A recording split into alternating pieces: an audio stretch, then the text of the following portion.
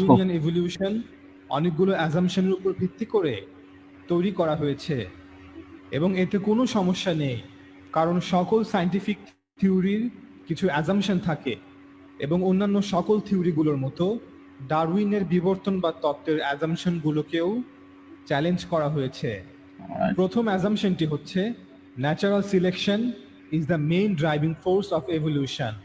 প্রাকৃতিক নির্বাচন হচ্ছে বিবর্তনের প্রধান ড্রাইভিং ফোর্স বা মেকানিজম। দ্বিতীয় অ্যাজাম্পশন হচ্ছে জিনস ট্রান্সমিটেড ভার্টিক্যালি, কিন্তু এখন প্রমাণিত হয়েছে যে জিন হরাইজন্টালি ট্রান্সফার হয়, বিশেষ করে ব্যাকটেরিয়া। আচ্ছা, তাহলে এইখানে প্রথম কথাটা হচ্ছে উনি বলতে চাচ্ছেন যে natural selection is the driving force of the evolution, এবং এটা হচ্ছে একটা অ্যাজাম্পশন। আনফরচুনেটলি এটা কোনো অ্যাজাম্পশন না, ঠিক আছে? এটা একটা প্রুভেন জিনিস যে ন্যাচারাল সিলেকশন কিভাবে কাজ করে। যেহেতু আমি আশা করে নিচ্ছি যারা দর্শকরা যারা শুনছেন তারা এই ন্যাচারাল সিলেকশন বা বিবর্তনের প্রাথমিক যে ধারণাটা তাদের আছে, ঠিক আছে? আমি এটা আশা করি শুনছি, তো একটু ক্লিয়ারলি শুনেন। এখানে বলছেন উনি natural selection is a driving force of evolution, এটা একটা অ্যাজাম্পশন, ঠিক আছে? তাহলে একটা তত্ত্ব যখন শুরু হয় তখন সেখানে কি কি অ্যাজাম্পশন থাকে, কি কি অ্যাজাম্পশন থাকে না, আমরা আবার সেটার ব্যাপারে কথা বলি। যে ন্যাচারাল সিলেকশন আসলে কি? Natural selection driving force of evolution, that's true, 100% true, এটাতে কোনো বাধা নেই, ঠিক আছে? কিন্তু ন্যাচারাল সিলেকশন কখন কাজ করবে? যখন সেখানে ভ্যারিয়েশন থাকবে, সেখানে জেনেটিক ড্রিফট, জিন পুল, এই ধরনের জিনিসগুলো, মানে অনেক, মনে করেন যে একটা একটা একটা বনের মধ্যে অনেকগুলো পাখি আছে, এখন পাখির মধ্যে সেখানে কি ন্যাচারাল সিলেকশন কাজ করবে? হ্যাঁ, অবশ্যই কাজ করবে, কারণ এইখানে এই জায়গাটার মধ্যে অনেকগুলো পপুলেশন আছে। পপুলেশন বলতে আমি বললাম যে 5 রকমের ভ্যারিয়েশন তৈরি হয়েছে। 5 রকমের ভ্যারিয়েশনের মধ্যে 5 কালারের, কেউ সাদা, এই পাখিগুলোর মধ্যে কেউ নীল, কেউ সাদা, হ্যাঁ, সেখানে ভ্যারিয়েশন গুলো কাজ করবে। তাহলে natural selection is not assumption, natural selection is very very proven মানে থিং, ঠিক আছে? এবং এটা একটা, অবশ্যই এটা একটা primary driving force of evolution. এটা অ্যাসাম্পশন না, এটা অ্যাসাম্পশন ছিল প্রি ডারউইনিয়ান বা পোস্ট ডারউইনিয়ান সময়, এটা অ্যাজাম্পশন ছিল। কিন্তু আজকে যখন আমরা এটা দেখছি যে ন্যাচারাল সিলেকশন কাজ করতেছে এভরি সিঙ্গেল, এবং ছোট একটা ব্যাকটেরিয়ার মধ্যেও, ব্যাকটেরিয়ান পপুলেশনের মধ্যে ন্যাচারাল সিলেকশন কাজ করতেছে, তাহলে সেটা অ্যাজাম্পশন না। আপনি যদি অ্যাজাম্পশন বলেন তাহলে অ্যাজাম্পশন করতে হবে আপনাকে এমন একটা বিষয়, যে বিষয়গুলোতে আপনি মানে জাস্ট অ্যাজাম্পশনের মধ্যেই থাকবেন, সেটা প্রুভেন না। আপনার assumption could be wrong, assumption could be right, assumption সত্য হতে পারে, মিথ্যা হতে পারে। তাহলে ন্যাচারাল সিলেকশন কোনো অ্যাজাম্পশন অবশ্যই অ্যাজাম্পশন, কিন্তু অ্যাজাম্পশন সেটা হচ্ছে পজিটিভ অ্যাজাম্পশন ন্যাচারাল সিলেকশনটা। আর অ্যাজাম্পশন যদি মানে ছিল যখন ডারউইনিয়ান সময় অ্যাজাম্পশন ছিল, এখন ন্যাচারাল সিলেকশন জাস্ট ব্লাইন্ড কোনো অ্যাজাম্পশন না, এটা প্রুভেন ফ্যাক্ট। একদম মাইক্রো অর্গানিজমের মধ্যে, বিগ আমাদের মতো প্রাইমেটদের মধ্যে, অথবা অন্য যে কোনো কিছুর মধ্যে ন্যাচারাল সিলেকশন হচ্ছে একদম প্রুভেন একটা কন্ডিশন। বিবর্তন হতে হলে ন্যাচারাল সিলেকশন হতে হবে, বিবর্তন মানে ভ্যারিয়েশন থাকতে হবে, জেনেটিক ট্রিফ থাকতে হবে, জিন পুল থাকতে হবে সেখানে, তাহলে ডেফিনেটলি এটা কাজ করবে, ন্যাচারাল সিলেকশন কাজ করবে। তাহলে আমরা দেখি যে একদম natural selection is not anymore assumption, এটা প্রুভেন ফ্যাক্ট। আপনি যদি কোনো সায়েন্স জার্নালে আপনি যদি দেখাইতে পারেন পিয়ার রিভিউ যে natural selection still assumption, evolution theory collapse করবে, ঠিক আছে? Natural selection is not a assumption. আমি এইটার সপক্ষে আমি দেখাইতে পারি, আমার কাছে কিছু পেপার আছে, আমি পেপারগুলো দেখাইতে পারি যে ন্যাচারাল সিলেকশন কি আসলে কি অ্যাজাম্পশন। আমি যদি দেখি যে অ্যাজাম্পশনটা আসলে কি, সায়েন্টিফিক অ্যাজাম্পশনটা কি, সেটা যদি আমি দেখাই, একটা সেকেন্ড আমি একটু দেখাচ্ছি, একটা স্ক্রিন শেয়ার করি আমি।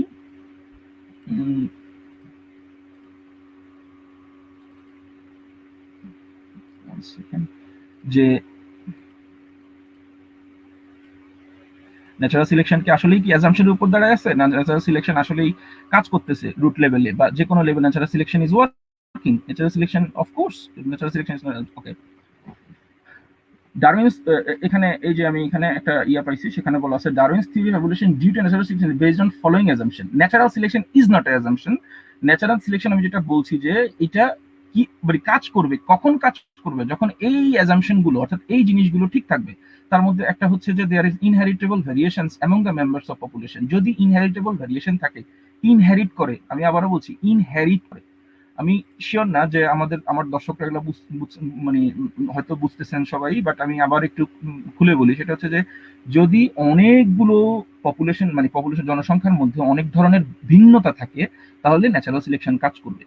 Many more individual produced each generation than can survive and reproduce. This statement is based on Malthus observation.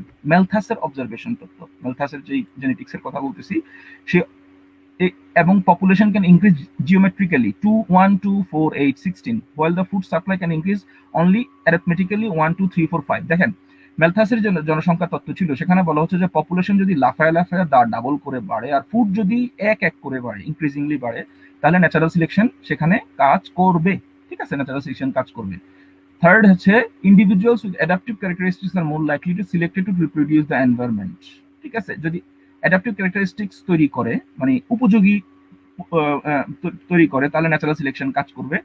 Gradually over long period of time population can become well adapted to a particular environment.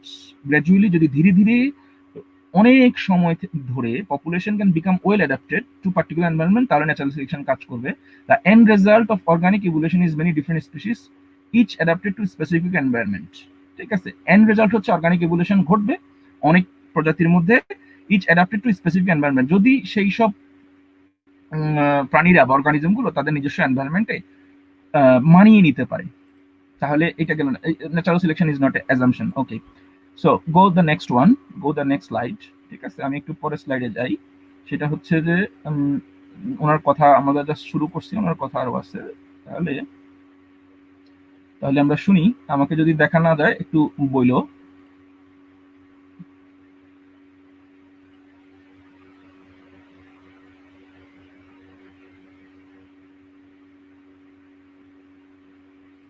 আচ্ছা, ওনার second assumption হচ্ছে যে জিন ট্রান্সফারস vertically, transmitted vertically. যেটা আমরা জানতাম যে জিন বলতে আমরা যে জেনেটিক ইনফরমেশন আছে মানুষের এবং অন্যান্য প্রাণীদের বা ব্যাকটেরিয়া বা এই ধরনের ছোট ছোট অর্গানিজমের মধ্যে, তাহলে জিন ট্রান্সমিটেড ভার্টিক্যালি এটা আমরা আগে জানতাম।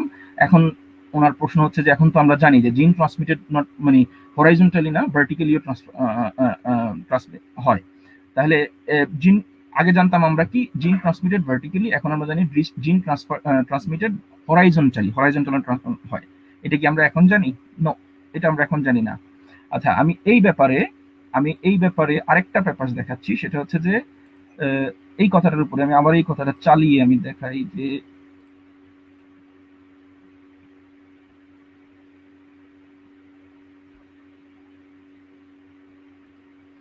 আবার চালালাম। এবার আসি, আমরা দেখি আসলে জিন হরাইজন্টালি ট্রান্সফার বলতে কি বুঝাইছে, মানে জেনেটিক ইনফরমেশন হরাইজন্টালি ট্রান্সফার যেটা হয় সেটা কবে ইভলিউশনিস্টরা বা ইভলিউশনের ব্যাপারে কবে জানতে পেরেছি, এটা আমরা একটু দেখি এই ব্যাপারে। আচ্ছা একটা সেকেন্ড, যেহেতু আনফরচুনেটলি এখানে একটু দেখাই দিই জিন হরাইজন্টালি, যেহেতু আমি দুঃখিত যে আমাকে অনেকগুলো রেফারেন্স দেখাতে হচ্ছে বিকজ। আচ্ছা দেখেন, খেয়াল করেন, না বুঝলে আমাকে একটু বলবেন, কেউ একজন যদি না দেখেন না ইয়ে করেন। দেখেন এখানে কি বলছে, গ্রিফথ এক্সপেরিমেন্ট, হিস্ট্রি অফ জিন হরাইজন্টালি ট্রান্সফার। জিন হরাইজন্টালি ট্রান্সফারের ব্যাপারটা দেখেন, এখানে বলছে জিন হরাইজন্টাল জিন ট্রান্সফার। এটা কখন থেকে আমরা জানি হরাইজন্টাল জিন ট্রান্সফার? আমি একদম উইকিপিডিয়া থেকেই দেখাচ্ছি।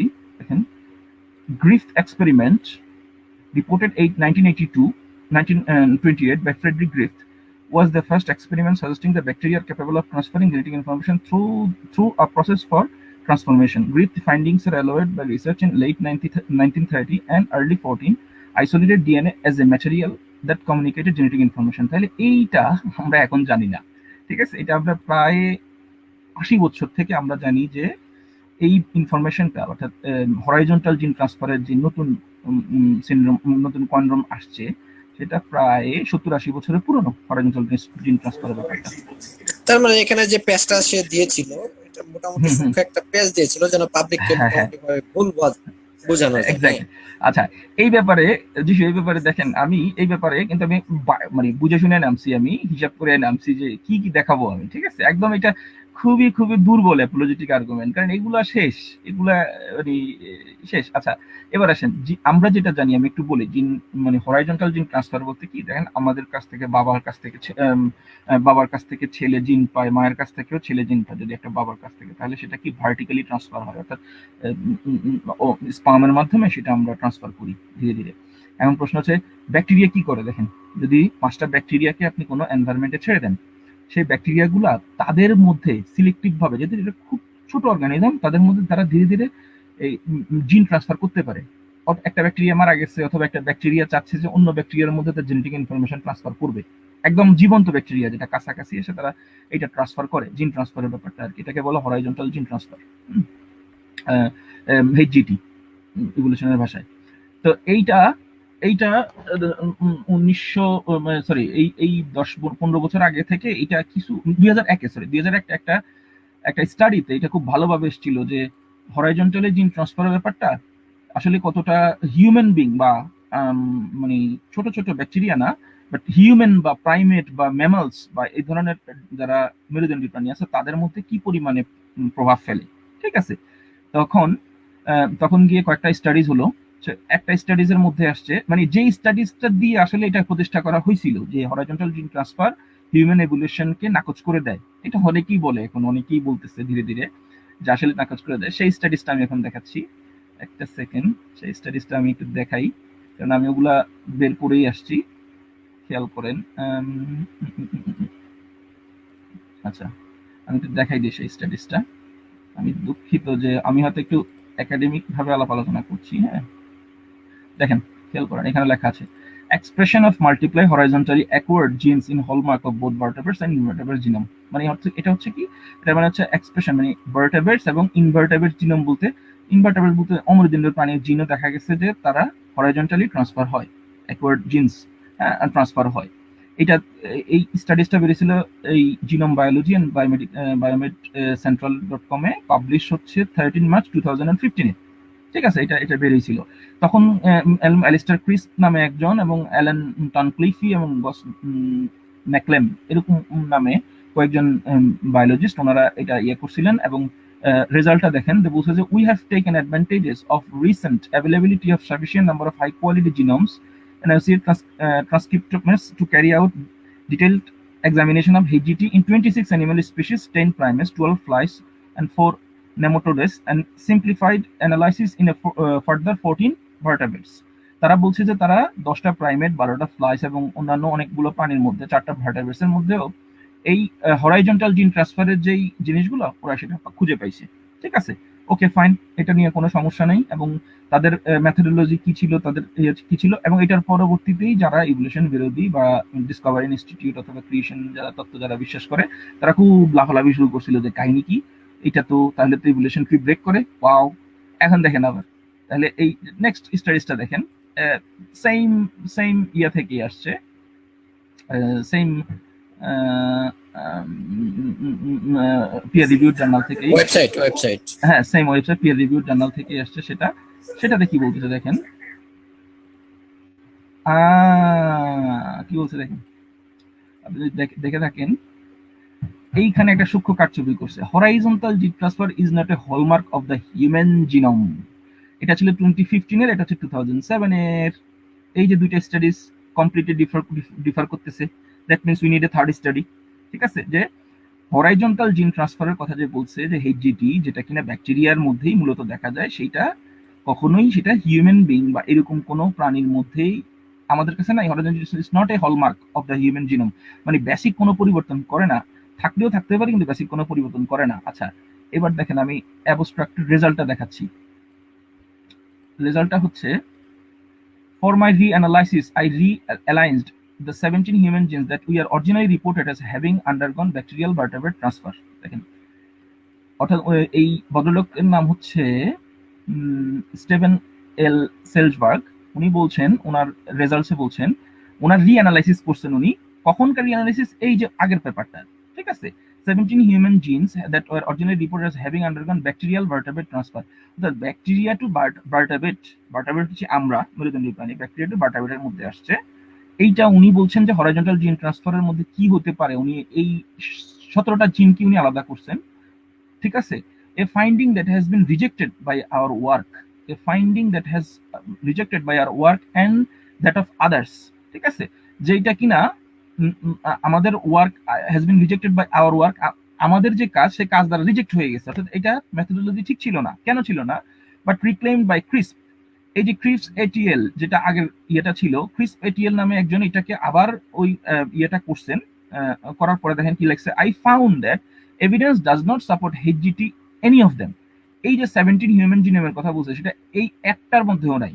HGT মানে হরাইজন্টাল জিন ট্রান্সফার হয় নাই। I found evidence does not support HGT for any of them.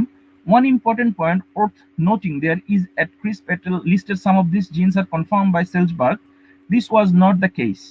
Or মানে ওরা যেটা আগের স্টাডিতে যেটা এসছে সেটা এই স্টাডিতে আসে নাই। Our previous study invalidate most of the previously claimed HGT events. ওরা বলছে যে আমাদের প্রিভিয়াস যেটা ছিল সেটা কমপ্লিটলি পরেরটাতে সেটা ক্লেইমটাকে নাকচ করে দিছে, but was not able to dismiss all of them. ঠিক আছে, our study made it clear that we do not consider the presence of the remaining genes as the result of HGT. Chris reported 145 human genes that claim to be result of HGT, যেটা কিনা আগের রিপোর্টে করা হয়েছিল 145টা human জিন হচ্ছে HGTর মাধ্যমে আসা হরাইজন্টাল জিন transfer. 39 are labeled in their highest confidence group class A of this 39. 7 are included the first group 17 এবং detailed gene by gene description of the analysis can be found in additional file of the sequence of genes table 1 to 3. তাহলে উনারা কি বলছেন যে এই যে আগের যে রেজাল্টটা আসছে সেটা মানে সেটা অনেকটাই ভুল, আগের যে ঘোষণাটা আসছে, এবং ওনারা আবারও সেটাকে কনফার্ম করছেন যে হিউম্যানের মধ্যে কোনো HGT জিন সরাসরি নেই এবং যেগুলো ইম্পর্টেন্ট কোনো জিন মানে হিউম্যানের মধ্যে ইয়ে থেকে আসে নাই।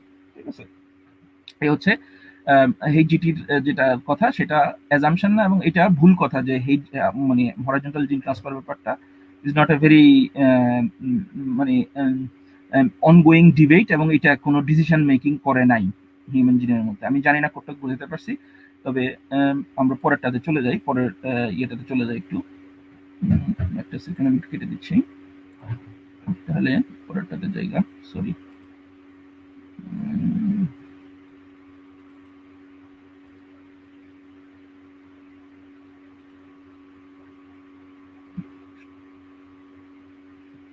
শোনা যাচ্ছে আমার কথা যিশু?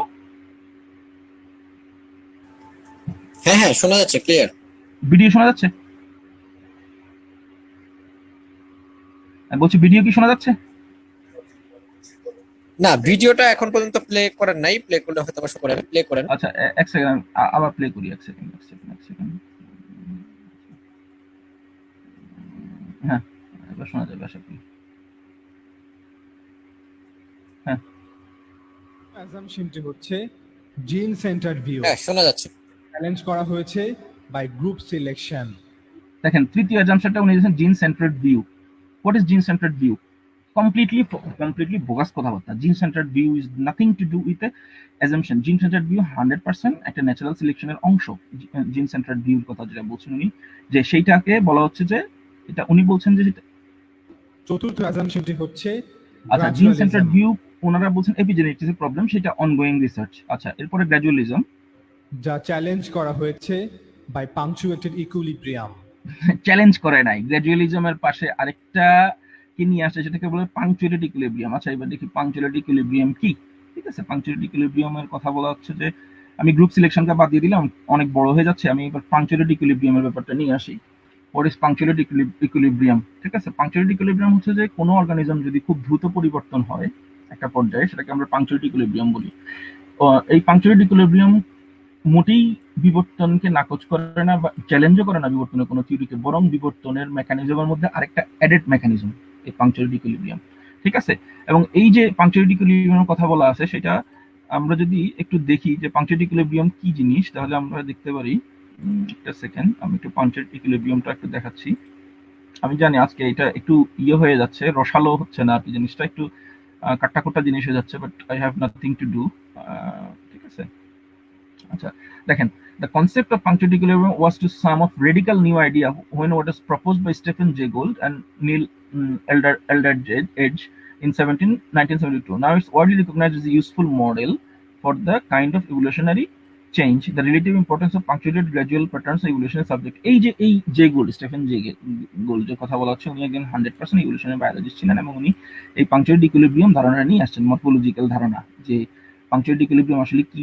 এবং এই পাংচুয়েটেড ইকুইলিব্রিয়াম কথা চার্লস ডারউইন বুঝেছেন যে স্লোলি গ্র্যাজুয়াল প্রসেস, কিন্তু যখন দেখলেন যে একটা অর্গানিজম কোনো সময় দেখা যাচ্ছে অনেকটা সময় কোনো পরিবর্তন হয় না, হঠাৎ করে অনেকটা পরিবর্তন হয়ে যায়, আবার দেখা যাচ্ছে শর্ট টার্মের ভিতরে, তখন ওনারা নিয়ে আসছেন পাংচুয়েটেড ইকুইলিব্রিয়াম নামে। পাংচুয়েটেড ইকুইলিব্রিয়াম হচ্ছে স্টিফেন জে গিল্ড, এবং উনি একজন ইভলিউশনারি বায়োলজিস্ট ছিলেন, অত্যন্ত বিখ্যাত একজন ইভলিউশনারি বায়োলজিস্ট 1972 সালে, যেটা কখনোই গ্র্যাজুয়ালিজমকে চ্যালেঞ্জ করে নাই, বরং গ্র্যাজুয়ালিজমকে যেইটুক মানে ইয়ে করতে পারতো না, যে অংশটা ব্যাখ্যা করতে পারতো না, সেই অংশটার মধ্যে আরেকটা অংশ নিয়ে আসছে। যেহেতু এটা ইভলিউশনের অনেক কিছু আমরা জানি না, সেটা প্রতিদিন আমরা নতুন নতুন জিনিস অ্যাড করি, যেমন গ্র্যাজুয়াল ইকুইলিব্রিয়াম, পাংচুয়ালিটি ইকুইলিব্রিয়াম, গ্র্যাজুয়ালিজম বা অন্যান্য যেই আরো কিছু জিনিস আছে, এইগুলোর ব্যাপারেই বলছে যে পাংচুয়ালিটি ইকুইলিব্রিয়াম কোনো ইভলিউশন থিওরিকে কোনো চ্যালেঞ্জ করে নাই, ঠিক আছে, বরং এটা আরেকটা মেকানিজম যেটা ইভলিউশন থিওরিকে সাপোর্ট করে। Okay, go for the next one.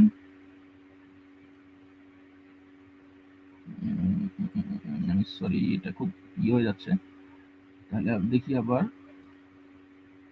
পঞ্চম অ্যাজাম্পশনটি হচ্ছে tree of life, Tree of যা life. চ্যালেঞ্জ করা হয়েছে by the web of life. ষষ্ঠ অ্যাজাম্পশনটি হচ্ছে acquired characteristics are not inherited. সপ্তম অ্যাজাম্পশনটি হচ্ছে মিউটেশনস আর র্যান্ডম। বিষয়টা শোনা গেছে? হ্যাঁ হ্যাঁ শোনা গেছে। ওকে, তাহলে আমরা আসতে পারি। তাহলে উনি এখানে তিনটা কথা বলছেন। প্রথমে আমি একটু তাড়াতাড়ি করে মানে একটু ফাস্ট করে করি। ট্রি অফ লাইফ, উনি বলছেন ট্রি অফ লাইফ হচ্ছে অ্যাজাম্পশন, যেটা কিনা ওয়েব অফ লাইফ। আমি কোথাও পাইনি ওয়েব অফ লাইফ নামে কোনো পিয়ার রিভিউড আর্টিকেল বা কোনো কিছু। এটা কমপ্লিটলি খ্রিস্টান মিশনারিদের কাছ থেকে ধার করা ওয়েব অফ লাইফ। আচ্ছা, tree of life, tree of life হচ্ছে যে আমি যদি দেখাই যে ট্রি অফ লাইফ নেচার, এটা বলতে বোঝাচ্ছে যে প্রতিটা অর্গানিজম তাদের আগের অর্গানিজমের কাছ থেকে আসছে, এবং এইটাকে বলা হচ্ছে যে মানে একটা রুট থেকে একটা জায়গা থেকে একটা জায়গায় সরে ট্রি হয়ে গেছে। হ্যাঁ, ট্রি অফ লাইফ এটা একটা বেসিক্যালি এটা একটা রূপক জিনিস, কিন্তু এটার পিছনে অনেকগুলো ইয়ে আছে, অনেকগুলো আমাদের ট্রি অফ লাইফের পিছনে আমাদের অনেকগুলো কাজ আছে, মরফোলজিক্যাল চেঞ্জ বা অন্যান্য সরি চেঞ্জ আছে। সেই চেঞ্জগুলো আমরা দেখাইতে পারি যে ট্রি অফ লাইফটা আসলে কিভাবে কাজ করে।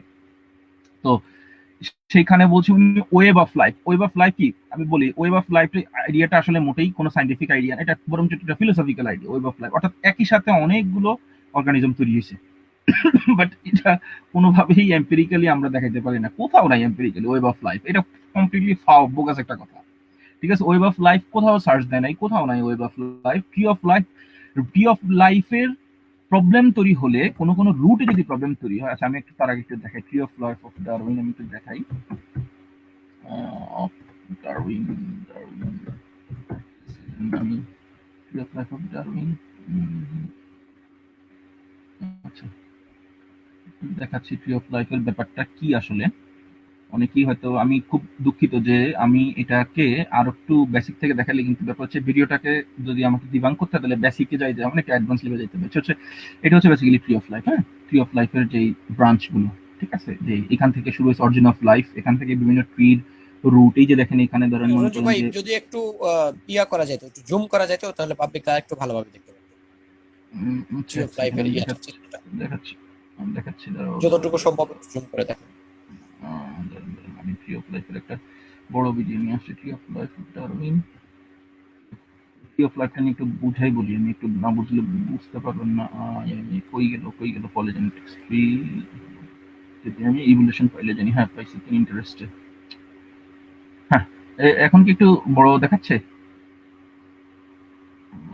হ্যাঁ দেখা যাচ্ছে, সমস্যা নেই। ওকে, কিন্তু এখানে আরেকটা ইয়ে চলে আসছে। এক সেকেন্ড দাও, আরেকটু বড় করা যায় না? আমি তো দেখতে পাচ্ছি না। আচ্ছা দাঁড়ান একটা সেকেন্ড, আমি একটু বড় করে দেখাচ্ছি। নাকি আরেকটু বড় হোক? হ্যাঁ হ্যাঁ হ্যাঁ হ্যাঁ হ্যাঁ হ্যাঁ হ্যাঁ দেখাচ্ছি আমি। আচ্ছা আমি সিম্পল একটা উদাহরণ দিয়ে দেখাচ্ছি। Tree of life combination tree of life. আচ্ছা মনে করেন এইটা হচ্ছে ট্রি অফ লাইফ। আপনি একটু আপনারা কি দেখতে পাচ্ছেন এখন?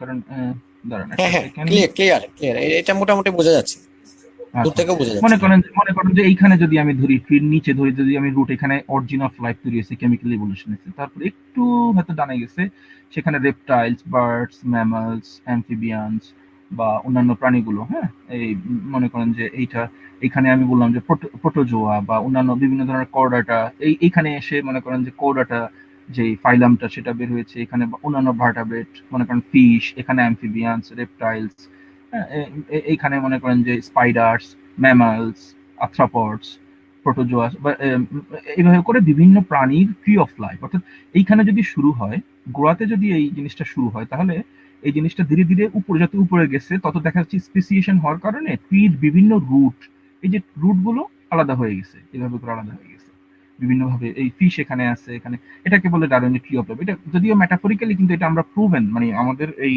ফসিল রেকর্ড বা মরফোলজিক্যাল মলিকুলার লেভেলে আমরা এটা দেখাতে পেরেছি যে আমাদের এই এই মনে করেন যে জিওলজিক্যাল টাইমের ভিত্তিতে আমরা দেখাতে পারছি যে স্পাইডারের আগে ছিল মনে করেন যে ক্যাম্ব্রিয়ানের মধ্যে যে প্রাণীগুলো আছে সেগুলো আবার পরবর্তীতে জুরাসিক বা ট্রায়াসিক বা এই পিরিয়ড গুলোতে সেগুলো নাই। ক্যাম্ব্রিয়ানের পরবর্তীতে যে পিরিয়ড গেছে সেই পিরিয়ডে ক্যাম্ব্রিয়ানের আগের পিরিয়ডের প্রাণীগুলো নামে। ক্যাম্ব্রিয়ান পিরিয়ডে আপনি কখনো ম্যামালস, আর্থ্রোপড, রেপ্টাইলস এগুলো পাবেন না। ওটাকে বলে ডারউইনের ট্রি অফ লাইফ। আপনারা না তাহলে তাহলে এখানে এখানে এখানে একটি প্রশ্ন আসে, সেটা হচ্ছে যে এই tree of life K challenge করেছে হচ্ছে ওয়েব অফ লাইফ। আপনি যে কথাটা বলেন সেটা সম্পূর্ণ একটা বুকাস, হ্যাঁ মানে এই ওয়েব অফ হ্যাঁ লাইফটা মানে আসলে এটা কি, এটা আসলো কোথা থেকে, আচ্ছা এটার কোনো আচ্ছা মানে আচ্ছা আচ্ছা মানে এটার কোনো নির্দিষ্ট গুরুত্বপূর্ণ কোনো বিজ্ঞান ভিত্তিক কোনো জার্নাল আছে কিনা, বা সাইন্টিফিক কোনো জার্নাল থেকে না এরকম ধরনের না কোনো কিছু প্রকাশ করা হয়েছে কিনা?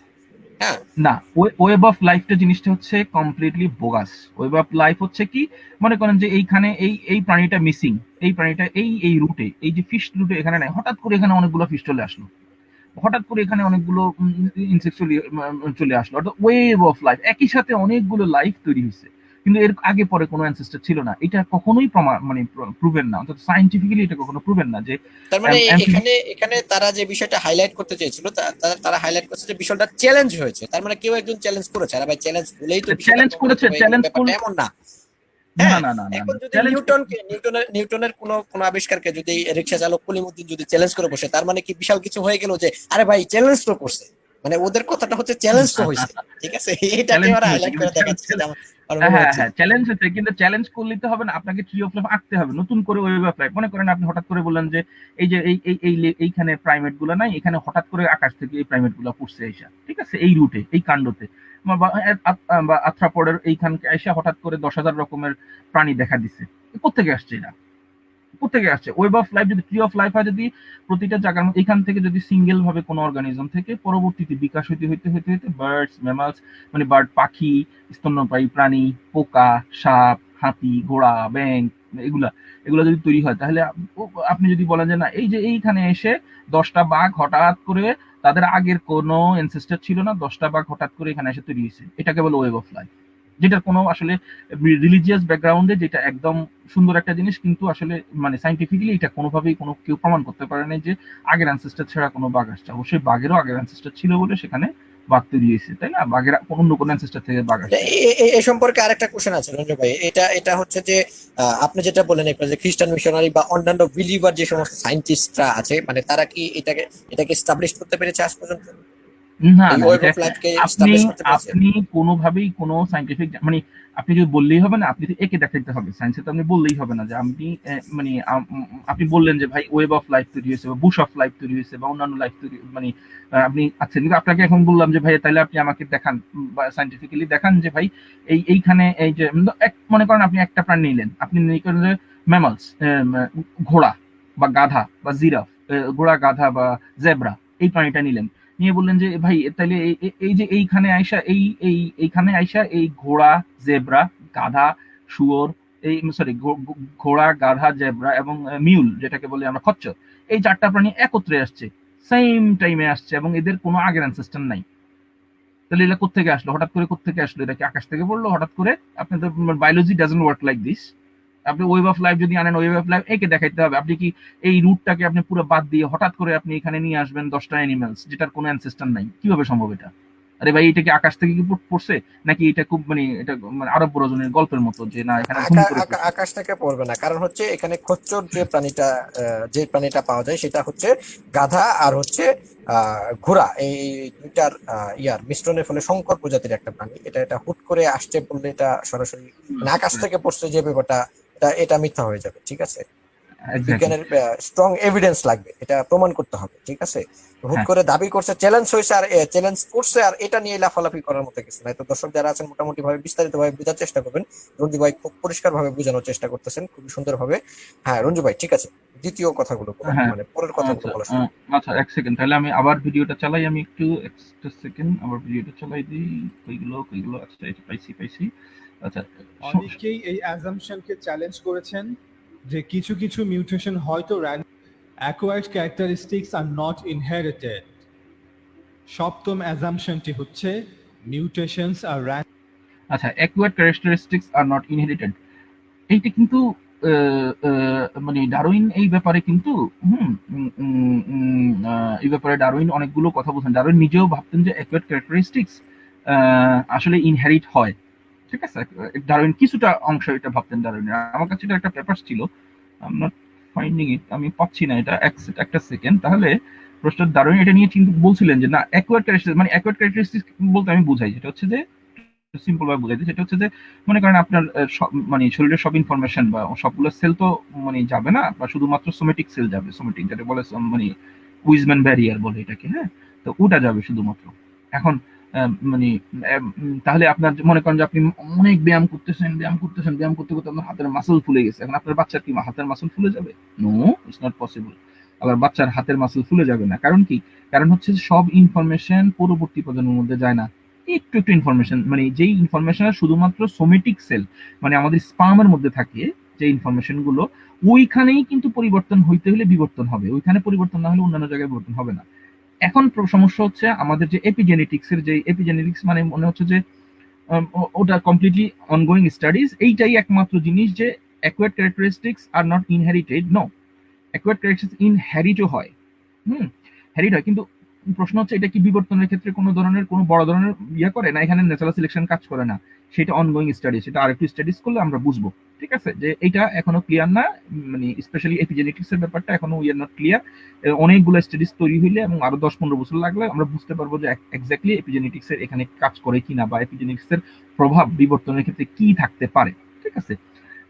এখন দেখেন একটা মজার জিনিস দেখেন, র্যান্ডম আর নট ইনহেরিটেড।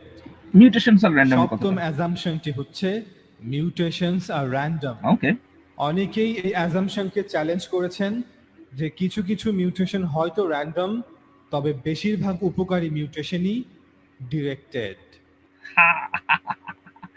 বিবর্তনের দেখেন, বিবর্তন শিখাইতে এসে ভাইয়া আমার কি বলছে দেখেন, কিছু কিছু উপকারী কিছু মানে বেশিরভাগ মিউটেশনই র্যান্ডম, কিন্তু কিছু কিছু উপকারী মিউটেশন হচ্ছে ডিরেক্টেড। তাহলে যে মিউটেশন গুলো অপকারী সেগুলো কি ডিরেক্টেড না যিশু ভাই? আপনি একদম মানে অ্যাজ এ মানে অ্যাজ এ কি বলবো, আমি সাধারণ মানুষ হিসেবে আপনার কাছে কি মনে হয় যে এটা কি, ওনার কি কথাটা কি কোনোভাবে যাচ্ছে যে যেটা শুধুমাত্র শরীর কজ নাই, একটা কজ নাই, ওনাদের কথা হচ্ছে কজ নাই, একটা কজ বের করে দেখাতে হবে, ঠিক আছে। একটু আগে যে ব্যাপারটা আমি বললাম, ঠিক আছে। হ্যাঁ, মানে আপনি যদি বলেন যে বেনিফিশিয়াল মিউটেশন হচ্ছে ডিরেক্টেড, তাহলে নন বেনিফিশিয়াল বা ক্ষতিকর মিউটেশন কি ডিরেক্টেড না? সেটাও তো ডিরেক্টেড। এবং এগুলো আসলে কোনো ফিলোসফিক্যাল কথাবার্তা, হ্যাঁ, এগুলো ফিলোসফিক্যাল কথাবার্তা, এগুলো আসলে কোনো ধরনের কোনো ইনফরমেশন এইগুলা নাই, এবং এক্স্যাক্টলি এই ইনফরমেশন গুলা কেউ বিজ্ঞানে সাপোর্ট করে না। এইগুলা ফিলোসফির কথাবার্তা, যে মানে যেগুলা ভালো সেগুলা উপরওয়ালায় করছে, যেটা খারাপ সেটা ডারউইনের দোষ, ঠিক আছে। এই টাইপের কথাবার্তা, একদম ঠিক সেম কথাবার্তা, ডারউইন এটা বলছে সেখানে এটা খারাপ। আচ্ছা, এই ব্যাপারটাতে মানে আমি এই ব্যাপারটাতে বলতেছি যে আসলে মানে উপকারী মিউটেশন, অপকারী মিউটেশন, মানে এগুলা নিয়ে অনেক ইয়ে আছে, এবং এগুলা অনেকভাবে আমরা প্রমাণ করে দিতে পারি উপকারী অপকারী মিউটেশনের কথা, ঠিক আছে। তো চাইলে আমি আরেকটা ইয়ে দেখাতে পারবো যে mutation are random, that not harmful in mutation directed না, কোনো মিউটেশন ডিরেক্টেড না, উপকারী অপকারী সব মিউটেশন। এটাকে বলা হচ্ছে 1902 তে মিউটেশন থিওরির কথা বলা হয়েছিল, যে মিউটেশন থিওরি একজন সম্ভবত অস্ট্রিয়ান একজন বিজ্ঞানী, আমি নাম ভুলে গেছি, উনি বলছেন যে মানে মিউটেশন থিওরি যেটাকে বলে স্পন্টেনিয়াসলি মিউটেশন হয়ে স্পন্টেনিয়াসলি জেনেটিক ইনফরমেশন তৈরি হতে পারে।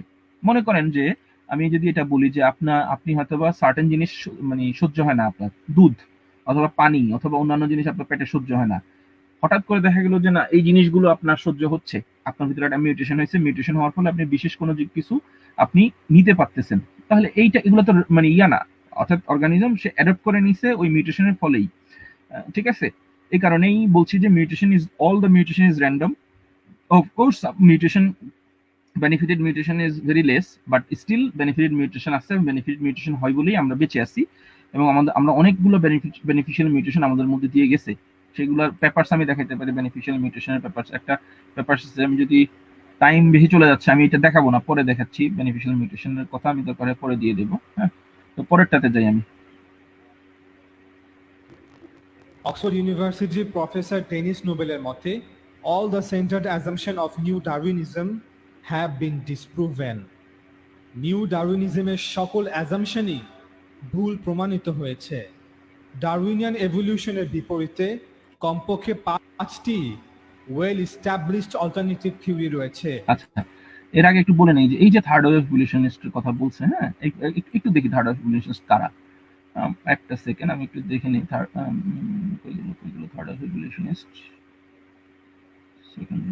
Second part third wave evolutionist. একটা সেকেন্ড, আমি থার্ড ওয়েভ ইভলিউশনিস্টের একটা ওয়েবসাইট আমি ইয়ে করেছিলাম যে থার্ড ওয়েভ ইভলিউশনিস্ট কারা, তাদের কি কি সমস্যা আছে, তারা কি কি সমস্যার জন্য তারা বলতেছে যে কারেন্ট ইভলিউশনারি থিওরিতে কিছুটা সমস্যা আছে, কারণ কিছু জিনিস ইয়ে করতে পারে না, এটা তারা ভাবতেছে কারেন্ট ইভলিউশনিস্ট। কিন্তু তারা এই যে ডেনিস নোবেলের কথা বলেন বা অন্যান্য যাদের কথা বলা হচ্ছে, তারা কখনোই মানে ন্যাচারাল সিলেকশন বা এই ধরনের কোনো কিছুকে তারা অস্বীকার করেন না, এবং এইটা কোনোদিনও ইয়ে না আর কি, এটা মানে এদেরকে ইউজ করে না না, কাজে রঞ্জু লাগাতে। ভাই এখানে ভুল করলে চলবে না। সে কিন্তু এখানে স্পষ্টভাবে বলেছে যে ডারউইনের সকল অ্যাজাম্পশনই ভুল প্রমাণিত হয়েছে। না না না, এরকম কোনো হ্যাঁ, এরকম কোনো এটা কিছু পাবলিকের জানা উচিত, এটা আরেকবার করে বলা উচিত। হ্যাঁ, আমি সেটাই বলতেছি। এক সেকেন্ড, আমি থার্ড ওয়েভ ইভলিউশনের ওয়েবসাইটটা একটু খুলে নেই, তারপরে আমি আমরা একটু কথা বলি থার্ড ওয়েভ ইভলিউশনটা কি বলছে এক্স্যাক্টলি। ঠিক আছে, এইটা হচ্ছে কমপ্লিটলি একটা স্ট্রম্যান। ঠিক আছে, এক সেকেন্ড, আমি খুলে ফেলছি থার্ড ওয়েভ ইভলিউশন ওয়েবসাইটটা। এবার আসেন আমরা থার্ড ওয়েভ ইভলিউশনের ওয়েবসাইট থেকেই দেখি তারা কিভাবে ইভলিউশনস নিয়ে। এই যে থার্ড ওয়েভ। আচ্ছা, the vast majority of people believe that there are only two alternative ways to explain the origin of biological diversity. Biological যে ডাইভার্সিটি সেটা মানে এক্সপ্লেন করার জন্য মাত্র দুটো উপায়ে মানে সাধারণ মানুষ মনে করে। ওয়ান ওয়ে ইজ ক্রিয়েশনিজম, একটা হচ্ছে ক্রিয়েশনিজম মানে সৃষ্টিতত্ত্ব, that depends upon intervention by divine creator, মানে যার জন্য ডিভাইন ক্রিয়েটর দরকার হয়। That is clearly unscientific because it's bring on an arbitrary supernatural force into evolution process, যেটা কিনা অপ্রয়োজনীয়ভাবে আনসাইন্টিফিক অবৈজ্ঞানিকভাবে একটা সুপারন্যাচারাল ফোর্সকে নিয়ে আসে। The commonly accepted alternative is neo-Darwinism. Commonly acceptedটা হচ্ছে neo-Darwinism, which is clearly naturalistic science, যেটা কিনা একদম naturalistic science but ignores much contemporary molecular evidence and invoke a set of supported assumption about the accidental nature of hereditary variation. কিন্তু কিছু কিছু জায়গার মধ্যে সেটা আনসাপোর্ট করে, সেটা হয়তো বা ফুললি মানে তাদের মতে সেটা হয়তো সাপোর্ট করে না, মানে সেটা দিয়ে মানে ন্যাচারাল সিলেকশন বা ভ্যারিয়েশন মিউটেশন দিয়ে পুরোপুরি করতে পারে না, এক্সপ্লেইন করতে পারে না। Neo Darwinism ignores important rapid evolution process such as a symbiogenesis. তাদের ভাষায় সিম্বায়োজেনেসিস একটা থিওরি আছে, সেই থিওরি হরাইজন্টাল জিন ট্রান্সফারের কথা, যেটা আমি আগেও বলছি, যেটা বিতর্কিত, অ্যাকশন মেড মোবাইল ডিএনএ অর্থাৎ বিক্ষিপ্ত ডিএনএর কথা, এবং এপিজেনেটিক মডিফিকেশন এবং এপিজেনেটিক্স অর্থাৎ জিনের অন্যান্য যেই মানে জেনেটিক এক্সপ্রেশন আছে সেটার ব্যাপারে তাদের একটু তাদের আপত্তি আছে, এবং সেই কারণেই তারা বলছে moreover some neo Darwinist have elevated natural selection. কিছু কিছু নিও-ডারউইনিস্টরা ন্যাচারাল সিলেকশনকে সরাইয়া দিছে to unique creative force that solve all the difficult evolution problems. ঠিক আছে, এইটা হচ্ছে থার্ড ইভলিউশন। তাদের কিছুটা প্রবলেম আছে যে তারা ভাবতেছেন না যে ন্যাচারাল সিলেকশন কাজ করছে না, তারা ভাবতেছেন যে ন্যাচারাল সিলেকশনের পাশাপাশি এই যে symbiogenesis, horizontal DNA transfer, action of mobile DNA, epigenetics modification, এগুলো যারা মোটামুটি বুঝেন তারা বুঝতে পারবেন আমি যেটা বলছি, যে এগুলা দরকার হবে এক্সপ্লেন করার জন্য। তারা এক্সটেন্ডেড আরেকটা ভার্সন চাচ্ছেন, যেটা তারা কমপ্লিটলি তারা যে ক্রিয়েশনিজমকে নাকচ করে দিচ্ছেন। ঠিক আছে, ক্রিয়েশনিজম বা এই ধরনের কোনো কিছুকে তারা মানে পুরোপুরি নাকচ করে দিচ্ছেন। ঠিক আছে, এখন এই হচ্ছে থার্ড ওয়ে অফ ইভলিউশনের ভাষ্য, যেটা কিনা এনারা ইউজ করতেছেন এনাদের মতবাদ প্রচারের জন্য। ঠিক আছে, তো দেখি আর পরেরটা একটু দেখি আমরা তাহলে। একটা সেকেন্ড,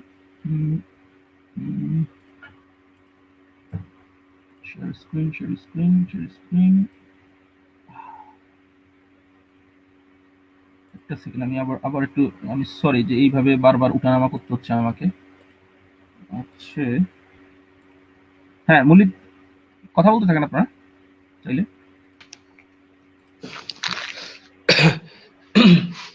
হ্যালো রঞ্জু ভাই, যিশু ভাই, আপনারা কেমন আছেন? হ্যাঁ, আমরা ভালো আছি, আপনি ভালো আছেন মৌলিক? হ্যাঁ, আমরা ভালো আছি, আপনি ভালো আছেন? জি ভাই, ভালো আছি। তো কি নিয়ে কথা হচ্ছিল আমি একটু শুনছি, শোনার পর তো চিন্তা করলাম একটু ঢুকে ভাইদের সাথে একটু কথা বলি। সেক্ষেত্রে আপনারা একটু আলোচনা করেন, দেন হ্যাঁ আমি আবার মাঝে মাঝে কিছু বলবো। আমরা আসলে একটু কঠিন একটা ব্যাপারে কথা বলতেছিলাম, এই জন্য একটু আজকে দর্শকও কম। ইভলিউশনারি বায়োলজিস্টদের আমার দ্বারা এটা কি শোনা যাচ্ছে? জি, শোনা যাচ্ছে? ভিডিওর আপনার কথা কি কথা শোনা ঠিক, যাচ্ছে? আপনার কথা যিশু কেন ভিডিও জানি কেটে কেটে আসতেছে। ভিডিওর কথা শোনা যাচ্ছে মুনির? দেখি, দেন দেন দেন শুনি, প্লে করেন। সেকেন্ড, দাঁড়াও, play করছি। যার শোনা যাচ্ছে? প্রত্যেকেই নাস্তিক। প্রথম অল্টারনেটিভ থিওরিটি হলো এভলিউশন শোনা যাচ্ছে মুনির? হ্যাঁ হ্যাঁ, বলবা না? শোনা যাচ্ছে? আচ্ছা দেখো, বাই ন্যাচারাল জেনেটিক ইঞ্জিনিয়ারিং, এটি আমি আবার একটু টেনে দিই। বায়োলজিস্টদের দ্বারা, যার প্রত্যেকেই নাস্তিক। ইয়ে প্রথম করেন, ফুল অল্টারনেটিভ স্ক্রিন করেন, থিওরিটি ফুল স্ক্রিন হলো করেন, ফুল স্ক্রিন এভলিউশন করেন। বাই ন্যাচারাল জেনেটিক ইঞ্জিনিয়ারিং, এই ছড়া পুলিশ হচ্ছে না। হ্যাঁ, এটি প্রপোজ করেছেন জেমস শেপিরো, ইউনিভার্সিটি অফ শিকাগো। আচ্ছা, জেমস শেপিরো হচ্ছেন মানে নিও ডারউইনিজমের একজন সমালোচক, এবং উনি ওনার যেই কথাটা বলা হচ্ছে যে নিও ডারউইনিজমের যেই বলা হচ্ছে যে যেই কথাটা উনি বলছেন যে third sorry natural genetic engineering কথা, আমি আবার একটু চালাতে বুঝবেন। যার প্রত্যেকেই নাস্তিক।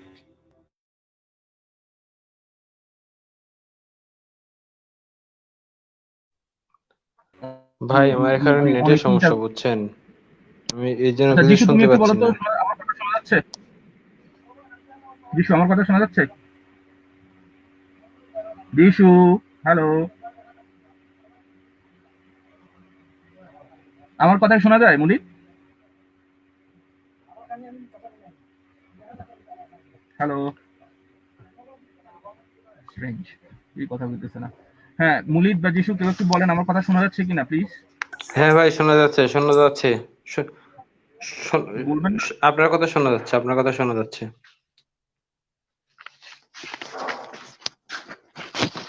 কিন্তু যখন ওই যে ভিডিওটা প্লে করছেন না, এটা শুনতে কষ্ট হচ্ছে, বাইতে বাইতে যাইতেছে।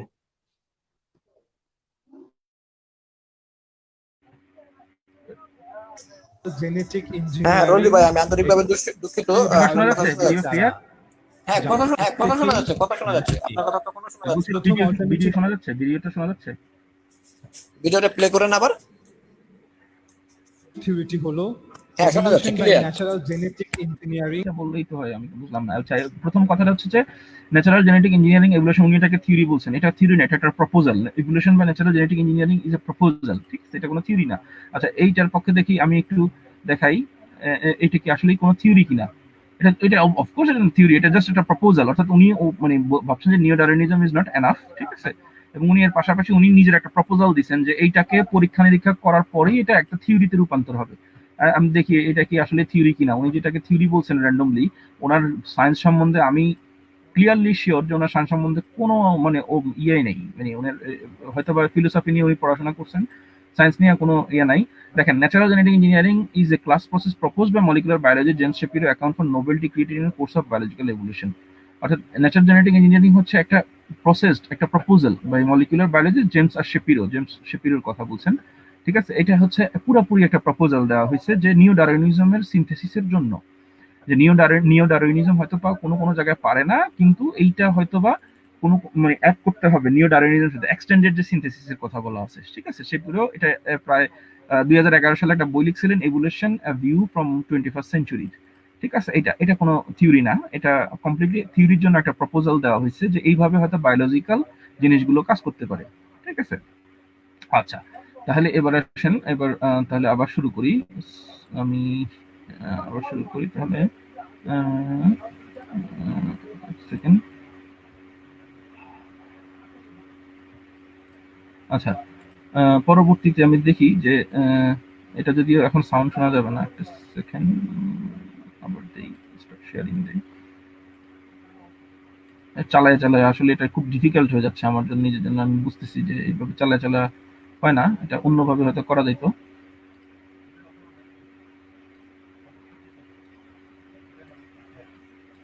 আচ্ছা, এটা আসলে একটা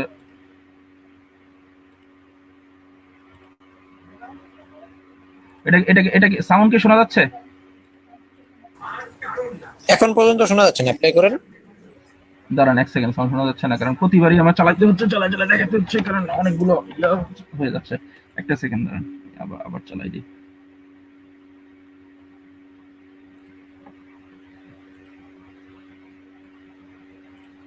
একটা সেকেন্ড, আবার এবার শোনা যাবে না কারণ এখানে সাউন্ডটা আমি করি নাই, সাউন্ডটা আমি অ্যাড করি নাই।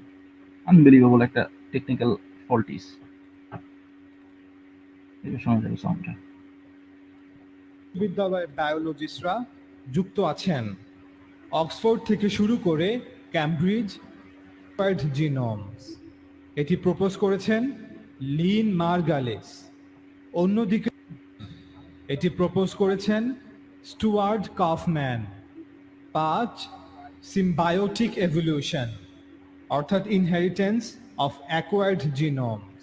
আচ্ছা, এই যে এই ডিসেন্টেশনাল অল্টারনেটিভস কথা বলছেন উনি, neo Lamarckian evolution, mutation driven evolution, evolution based conversation, symbiotic evolution, এই যে পাঁচটা, এটার মধ্যে জেনেটিক ইঞ্জিনিয়ারিং এগুলো স্টিল প্রপোজাল পর্যায়ে আছে, কিন্তু একটা নিওডারনিজম অল্টারনেটিভ না। এবং এরা একজনও কখনোই বলে নাই যে ন্যাচারাল সিলেকশন বাদ দিয়ে দিলে নিওডারনিজম মানে ন্যাচারাল সিলেকশন সিঙ্গেলে পারে না। Neo Lamarckian evolution, mutation driven evolution হচ্ছে মাসাতোশি দাই, এভলিউশন বাই সেলফ অর্গানাইজেশন হচ্ছে কাফম্যানের, আর সিম্বায়োটিক এভলিউশন লিন মার্গেলসের সিম্বায়োটিক এভলিউশন। আমি মানে হয়তো যারা এই ইভলিউশনের ব্যাপারে একটু খোঁজ খবর রাখেন তারা জানবেন যে সিম্বায়োজেনেসিস বা সিম্বায়োটিক থিওরির ব্যাপারে বলা হচ্ছে যে সিম্বায়োটিক ইভলিউশনের ব্যাপারে সেটা অলরেডি ইভলিউশনের সাথে অ্যাড করা হয়েছে। ঠিক আছে, এগুলো কোনো সিঙ্গেল কোনো ইনফরমেশন না, সিঙ্গেল কোনো ইনফরমেশনের ভিত্তিতে এগুলো বলা হয় নাই। হ্যাঁ, এই ইভলিউশন মানে জেনেটিক ইঞ্জিনিয়ারিং এটাও মানে এক্সটেন্ডেড সিনথেসিসের একটা অংশ। নিও ল্যামার্কিয়ান ইভলিউশন এই যে এটা এখন আর পপুলার না যেহেতু এখানে অনেকগুলো সমস্যা আছে। মিউটেশন ড্রিভেন ইভলিউশন শুধুমাত্র মিউটেশন দিয়ে ব্যাখ্যা করা যায় না, ন্যাচারাল সিলেকশন দরকার হয়। মিউটেশন যদিও মাসাতোশি নাই সেটাকে বলছেন যে শুধুমাত্র মিউটেশন দিয়ে এক্সপ্লেন করা যাবে, সেটাও এনাফ না ইভলিউশনের জন্য। ইভলিউশন বা সেলফ অর্গানাইজেশন এইটা কমপ্লিটলি কোনো মানে একজন কফম্যানের একজনের কথা, এবং এইটা ইভেন থার্ড ওয়েভ ইভলিউশনের কাছে দাঁড়াও যায় না। ওনার যে কথা থার্ড ওয়েভ ইভলিউশনের কাছে দাঁড়ানো যাচ্ছে না। আর সিম্বায়োটিক ইভলিউশন অলরেডি আমাদের যে ইভলিউশনারি মেইন থিওরি সেটার সাথে সিম্বায়োজেনেসিস করা হয়েছে সিম্বায়োটিক এন্ডোসিম্বায়োটিক থিওরি নামে, সেটা আপনি সার্চ দিলে পাবেন এন্ডোসিম্বায়োটিক থিওরি। তাহলে এই পাঁচটাই কমপ্লিটলি প্রপোজাল নিওডারনিজমের জন্য। কোন এগুলার মধ্যে নিও ল্যামার্কিয়ান একটা থিওরি, মিউটেশন অলরেডি ইভলিউশনের মধ্যে অ্যাড হয়েছে, সিম্বায়োটিক এভলিউশন সিম্বায়োজেনেসিস থিওরি নামে, সিম্বায়োটিক এন্ডোসিম্বায়োটিক থিওরি, যেটা আমাদের মানে কোনো আমাদের সেলের মধ্যে যে পরিমাণ বিভিন্ন ধরনের মাইটোকন্ড্রিয়ার কথা বা ক্লোরোপ্লাস্টের কথা উদ্ভিদ সেলের মধ্যে সেই জিনিসগুলোকে অ্যাড করে নেওয়া হয়েছে এন্ডোসিম্বায়োটিক থিওরি, যা চমৎকারভাবে ইভলিউশনের সাথে এগুলোকে অ্যাড করা হয়েছে এবং ইভলিউশনের বিভিন্ন দিক বর্ণনা করা হয়েছে। এগুলো কোনোটাই মানে নিওডারনিজমকে করে না, মানে বাধাগ্রস্ত করে না, ক্ষতিগ্রস্ত করে না। ঠিক আছে, বা কোনো ধরনের ফান্ডামেন্টাল কোনো সমস্যা নাই নিওডারনিজমের মধ্যে। আচ্ছা, এরপরে যাই। এটি প্রপোজ করেছেন লিন মার্গালেস। অন্যদিকে the third way of evolution নামে পুরো একটি প্রজেক্ট শুরু হয়েছে। এই প্রজেক্টে পৃথিবীর প্রায় সকল বিশ্ববিদ্যালয়ের বায়োলজিস্টরা যুক্ত আছেন। এখানে একটা অথরিটি ফ্যালাসি হয়েছে, পৃথিবীর সকল বায়োলজিস্টরা যুক্ত আছেন। তাহলে পৃথিবীর সকল বায়োলজিস্টরা যখন এই নিওডারনিজমে যুক্ত আছেন না, কি মনে হয় যিশু, এটা কি আমি কি ভুল বলছি? পৃথিবীর সকল বায়োলজিস্টরা কি নিওডারনিজম যুক্ত? এখানে 20 জন প্রফেসর আছেন পৃথিবীর সবকিছু, তাদের কাছে মনে হচ্ছে তারা তাদের ফেমের জন্য বা যে কোনো কিছুর জন্যই তারা বলে থাকুক না কেন যে ন্যাচারাল সিলেকশন বা অন্যান্য জিনিসগুলো মানে না, এনাফ না। তাহলে অন্যদিকে যেসব বায়োলজিস্ট আছেন, যারা অক্সফোর্ডের সমস্ত বায়োলজিস্ট স্পেশালি কনসেনসাস বলে যে মোস্ট অফ দ্য বায়োলজিস্ট নিওডারনিস্ট। ঠিক আছে, তাহলে এটা একটা কমপ্লিটলি একটা ফ্যালাসি হয়ে গেল, ফ্যালাসি অফ কি বলবো আমি, ফলস ডিলেমা মতো পরিষ্কার হয়ে গেল। ফলস ডিলেমা বলতে পারি অথবা অথরিটি ফ্যালাসি বলতে পারি। ঠিক আছে, অক্সফোর্ড থেকে শুরু করে Cambridge, MIT, Princeton, Harvard, Chicago অর্থাৎ ইউরোপ, আমেরিকা, চায়না সহ অন্যান্য বিভিন্ন দেশের বিভিন্ন বায়োলজিস্টরা তারা এটাকে থার্ড ওয়ে বলেন, কারণ ওনারা ক্রিয়েশনিজম, ইন্টেলিজেন্ট ডিজাইন, গড বিশ্বাস করেন না। খেয়াল করেন, ক্রিয়েশনিজম, ইন্টেলিজেন্ট ডিজাইন, গড, এই কোনো আইডিয়াটাই এই যে ওনার যে বইটা, এই বইটাতে যায় না। ঠিক আছে, এই বইটার সাথে এই পার্টিকুলারলি এই বইটার সাথে ক্রিয়েশনিজম, গড, ইন্টেলিজেন্ট ডিজাইন আইডিয়াটা কমপ্লিটলি হচ্ছে খ্রিস্টান পার্সপেক্টিভ থেকে তৈরি হওয়া। ক্রিয়েশনিজম খ্রিস্টান পার্সপেক্টিভ, ইভেন কি তাদের শুধুমাত্র পার্সপেক্টিভ থেকে তৈরি হওয়া না, তাদের এই পার্সপেক্টিভের সায়েন্স পর্যন্ত, মানে সুডো সায়েন্স পর্যন্ত তারা আছে, যে তারা কখন তৈরি হয়েছে, কি তৈরি হয়েছে, না তৈরি হয়েছে, তারা সেগুলাকে এক্সপ্লেন করার জন্য ডিসকভারি ইনস্টিটিউট নামে তৈরি হয়েছে। এইটার সাথে একত্রিত করা হয়েছে। আচ্ছা, এবার আসেন, এতক্ষণ আমরা সায়েন্সের কথা বলছি, এবার আসেন মজার কিছু জিনিস, ফিলোসফি। ঠিক আছে, এরপরে শুরু হবে ফিলোসফির যন্ত্রণা। আবার ডারউইনিয়ান এভলিউশনকেও গ্রহণ করেন না। আপনাকে আমি থার্ড ওয়েভ ইভলিউশনিস্টদের মানে পজিটিভনেস দেখাইছিলাম, যে তারা কি বলছে, কেউ তারা থার্ড ওয়েভ মানে ডারউইনিজমকে গ্রহণ করেন না। তারা বলছে তারা বিশেষ বিশেষ কয়েকটা জায়গার মধ্যে তারা অপোজ করেন। সেইটা আর রিসার্চের দরকার। আমরা বলি যে হয়তোবা ইভলিউশন আমরা যেভাবে চিন্তা করতাম, বাট এইভাবে না, হয়তোবা সেটা অনেক বেশি বৈচিত্র্যময়, অনেক বেশি আমাদের ট্রি অফ লাইফে অনেক বেশি কারেকশন করতে হবে। কিন্তু তারা কখনোই মানে বলেন নাই যে তারা এই ইভলিউশনের সাথে তারা ফিল করেন না, মানে তারা একত্রিত ফিল করেন না, বা এইটাকে তারা ফালাইয়া দিচ্ছেন। তাহলে থার্ড ওয়েভ ইভলিউশনিস্টকে যে এই যে ক্রিয়েশনিস্টরা থার্ড ওয়েভ ইভলিউশনিস্ট ইউজ করতেছে, বিকজ তাদের কাছে কোনো যন্ত্র নাই, কোনো অস্ত্র নাই এই ক্রিয়েশনিজমকে প্রতিষ্ঠা করার জন্য, তাদের স্পেসিফিক রিলিজিয়াস ক্রিয়েশনিজমকে প্রতিষ্ঠা করার জন্য। এখন তারা হেল্প নিচ্ছে থার্ড ওয়েভ ইভলিউশনিস্টদের কাছ থেকে, যারা কিনা প্রথম কথাই মানে এটাকে ফেলে দিচ্ছেন, অর্থাৎ এই ইয়াকে মানে ক্রিয়েশনিজমের কোনো সায়েন্স বা ক্রিয়েশন ডিসকভারি ইনস্টিটিউটকে তারা ত্যাগ করছেন। ত্যাগ করে তারা বলছেন যে তারা এক্সটেন্ডেড সিনথেসিস চাচ্ছেন, অর্থাৎ নিও ডারউইনিজম দিয়ে হচ্ছে না এইটা। আচ্ছা, এবার আসেন পরে। কারণ তারা ডারউইনিজম, নিউ ডারউইনিজম এবং এর অ্যাজাম্পশন গুলোকেও সত্য বলে মনে করেন না। কোথাও পাইছেন যে তারা নিও ডারউইনিজমের অ্যাজাম্পশনকে সত্য বলে ভাবেন না? তারা বলছে যে natural selection is not a single force, there is another force. অন্যান্য ফোর্স থাকতে পারে ন্যাচারাল সিলেকশনের উপরে। দেখেন কিভাবে স্ট্রম্যান করতেছে তাদের কথাকে। তারা বলছে natural selection singly not enough. Single ভাই, যদি আপনারা যারা ভিডিওটা বানাইছেন তারা যদি শুনেন, তারা একটু আসেন আমাদের সাথে, একটু আসেন, আইসে আমাদের সাথে একটু তর্ক করেন এটা নিয়ে, যে ওরা থার্ড ওয়েভ ইভলিউশনিস্ট কি বলছে, আপনারা কি বলছেন। ওরা বলছে যে ওরা সিঙ্গেল মানে ন্যাচারাল সিলেকশনকে only one force, vital force মনে করছে না, কারণ তারা অন্যান্য ফোর্সকে সেখানে অ্যাড করতে চাচ্ছে। সেটা হতে পারে mobile genetic information, epigenetics, horizontal জিন ট্রান্সফার, এগুলোর কথা বলতেছেন, যেগুলোতে আমরা মাত্র পরিচিত হইতে শুরু করছি। এবং আমি দেখাইছি হরাইজন্টাল জিন ট্রান্সফারের সাথে মানে মানুষের মধ্যে হরাইজন্টাল জিন ট্রান্সফারের কোনো ইয়া নাই, কোনো শক্ত ধরনের কোনো এভিডেন্স নাই, এম্পিরিক্যাল এভিডেন্স নাই। এটা কমপ্লিটলি স্ট্রম্যান। ঠিক আছে, go on the next one. তাই তারা বিশ্বাস করেন থার্ড ওয়েতে। এখন আসা যাক এভলিউশন অ্যান্ড রিলিজিয়ানে। এবার আসছে যে এভলিউশনারি রিলিজিয়ন। আসেন এবার ঢুকেন এভলিউশনারি রিলিজিয়নে। প্রথমে একটি বিষয় লক্ষ্য রাখতে হবে যে যদি সৃষ্টিকর্তা না থাকে এবং ন্যাচারালিজম বা প্রকৃতিবাদ, বস্তুবাদ সত্য হয়, তবে ডারউইনিয়ান এভলিউশনের মতো কোনো একটা কিছু অবশ্যই সত্য হবে। আচ্ছা আচ্ছা, শেষ করি। As a matter of logic. এমনকি হিন্দু ধর্মের এক শ্রেণীর গ্রন্থ যেগুলো পুরাণা নামে পরিচিত, তেমনই একটি পুরাণা হচ্ছে পদ্মা পুরাণা, যা প্রায় 1500 থেকে 2000 বছর পুরনো। অবাক করা বিষয় হচ্ছে সেখানেও ট্রি অফ লাইফ এবং হিউম্যান চিম্পাঞ্জি অ্যানসেস্ট্রি, অর্থাৎ মানুষ এবং বানরের সাধারণ পূর্বপুরুষের কথা উল্লেখ করা রয়েছে। আচ্ছা, আমি বুঝলাম না। আচ্ছা দেখেন, পদ্মা পুরাণে লেখা হয়েছে 10,000 বছর আগে। 10,000 বছর আগে মানুষ কখনো বানর থেকে আসছে ভাই, মানুষ কখনো শিম্পাঞ্জি থেকে আসছে? এই সাধারণ কমন সেন্সের জিনিসটা উনি কোথায় মিলাইছেন? সাধারণ কমন সেন্স। আমি হিন্দু ধর্মকে আমি মানে বলি যে এটা একটা কুসংস্কারাচ্ছন্ন রিলিজিয়ন, বাট এই যে হিন্দু ধর্মের সাথে এনে এইখানে খোঁচাটা মারা অহেতুক, যেখানে হিন্দু ধর্ম বলছে ভগবানের কথা, অন্যান্য কথা, এবং সরাসরি বলছে যে তাদের ক্রিয়েশনিজম, হিন্দু ধর্ম একটা ক্রিয়েশনিজম ধর্ম। বিশেষ করে সেখানে উনি বলছেন যে 2000-3000 বছর আগে মানে পদ্মা পুরাণার মধ্যে বলা আছে যে মানুষের লেজ ছিল বা মানুষের শিল্পাজের কমন অ্যানসেস্টর। কমপ্লিটলি বোগাস কথাবার্তা, এবং এই কেন্দ্রিক কোনো ধারণাই, ঠিক আছে, ওনার ইয়েতে নাই। ঠিক আছে, এটা হচ্ছে কমপ্লিটলি। আচ্ছা, আমার কথা কি শোনা যাচ্ছে? আপনারা শুনতেছেন আমার কথা? একটু শিওর হয়ে নেন, দর্শকদের থেকে মনে কেউ লিখছেন যে নো সাউন্ড, একটু শিওর হয়ে নেন। আমি সেজন্য কেউ যদি থাকেন একটু বলেন তো কথা শোনা যাচ্ছে কিনা, কারণ বুঝতেছি না আসলে শোনা যাচ্ছে কিনা, দর্শকরা শুনতেছেন কিনা। কারণ আপনারা কি ভিডিও সাউন্ড শুনতেছেন? ভিডিও সাউন্ডটা আমাদের এখানে ক্লিয়ার। না না না হ্যাঁ, না, ভিডিওর সাউন্ডটা মাঝে সাউন্ডটা মাঝে একটু ক্লিয়ার আটকে শোনা যাচ্ছিল। যাচ্ছে। হ্যাঁ মাঝে হ্যাঁ মাঝে হ্যাঁ। যেটা আটকে সেটা হচ্ছে নেট সমস্যা জনিত কারণে আটকাতে পারে, আচ্ছা কিন্তু আচ্ছা আচ্ছা আচ্ছা, ঠিক আছে। এমনিতে যে আচ্ছা, সাউন্ড এটা ক্লিয়ার। না কাউকে একটু রিকোয়েস্ট করেন, কেউ যেন আমাদের করে কমেন্টে লিখে দেয় যে এই সাউন্ড শোনা যাচ্ছে কিনা। আচ্ছা, হ্যাঁ অল ক্লিয়ার, একদম লিখছে all clear. Okay, thank you স্ট্রিম ইয়ার ভাই। ওকে, তাহলে এবার আসি আমরা আচ্ছা ঠিক আছে, পরবর্তীতে। ঠিক আছে। আপনি নাস্তিকতা, বস্তুবাদ, প্রকৃতিবাদে বিশ্বাস করলে ডারউইনের বিবর্তনবাদের মতো একটা কিছু অবশ্যই সত্য হতে হবে। প্রফেসর গ্যারেথ নেলসন আচ্ছা আচ্ছা, উনি বলছেন যে অ্যাথিইজম বা এরকম কোনো কিছুকে বিশ্বাস করলে এটা সত্য হতে হবে। এটাকে বলে ফলস ডিলেমা, মানে লজিক্যাল ফ্যালাসি এটা একটা।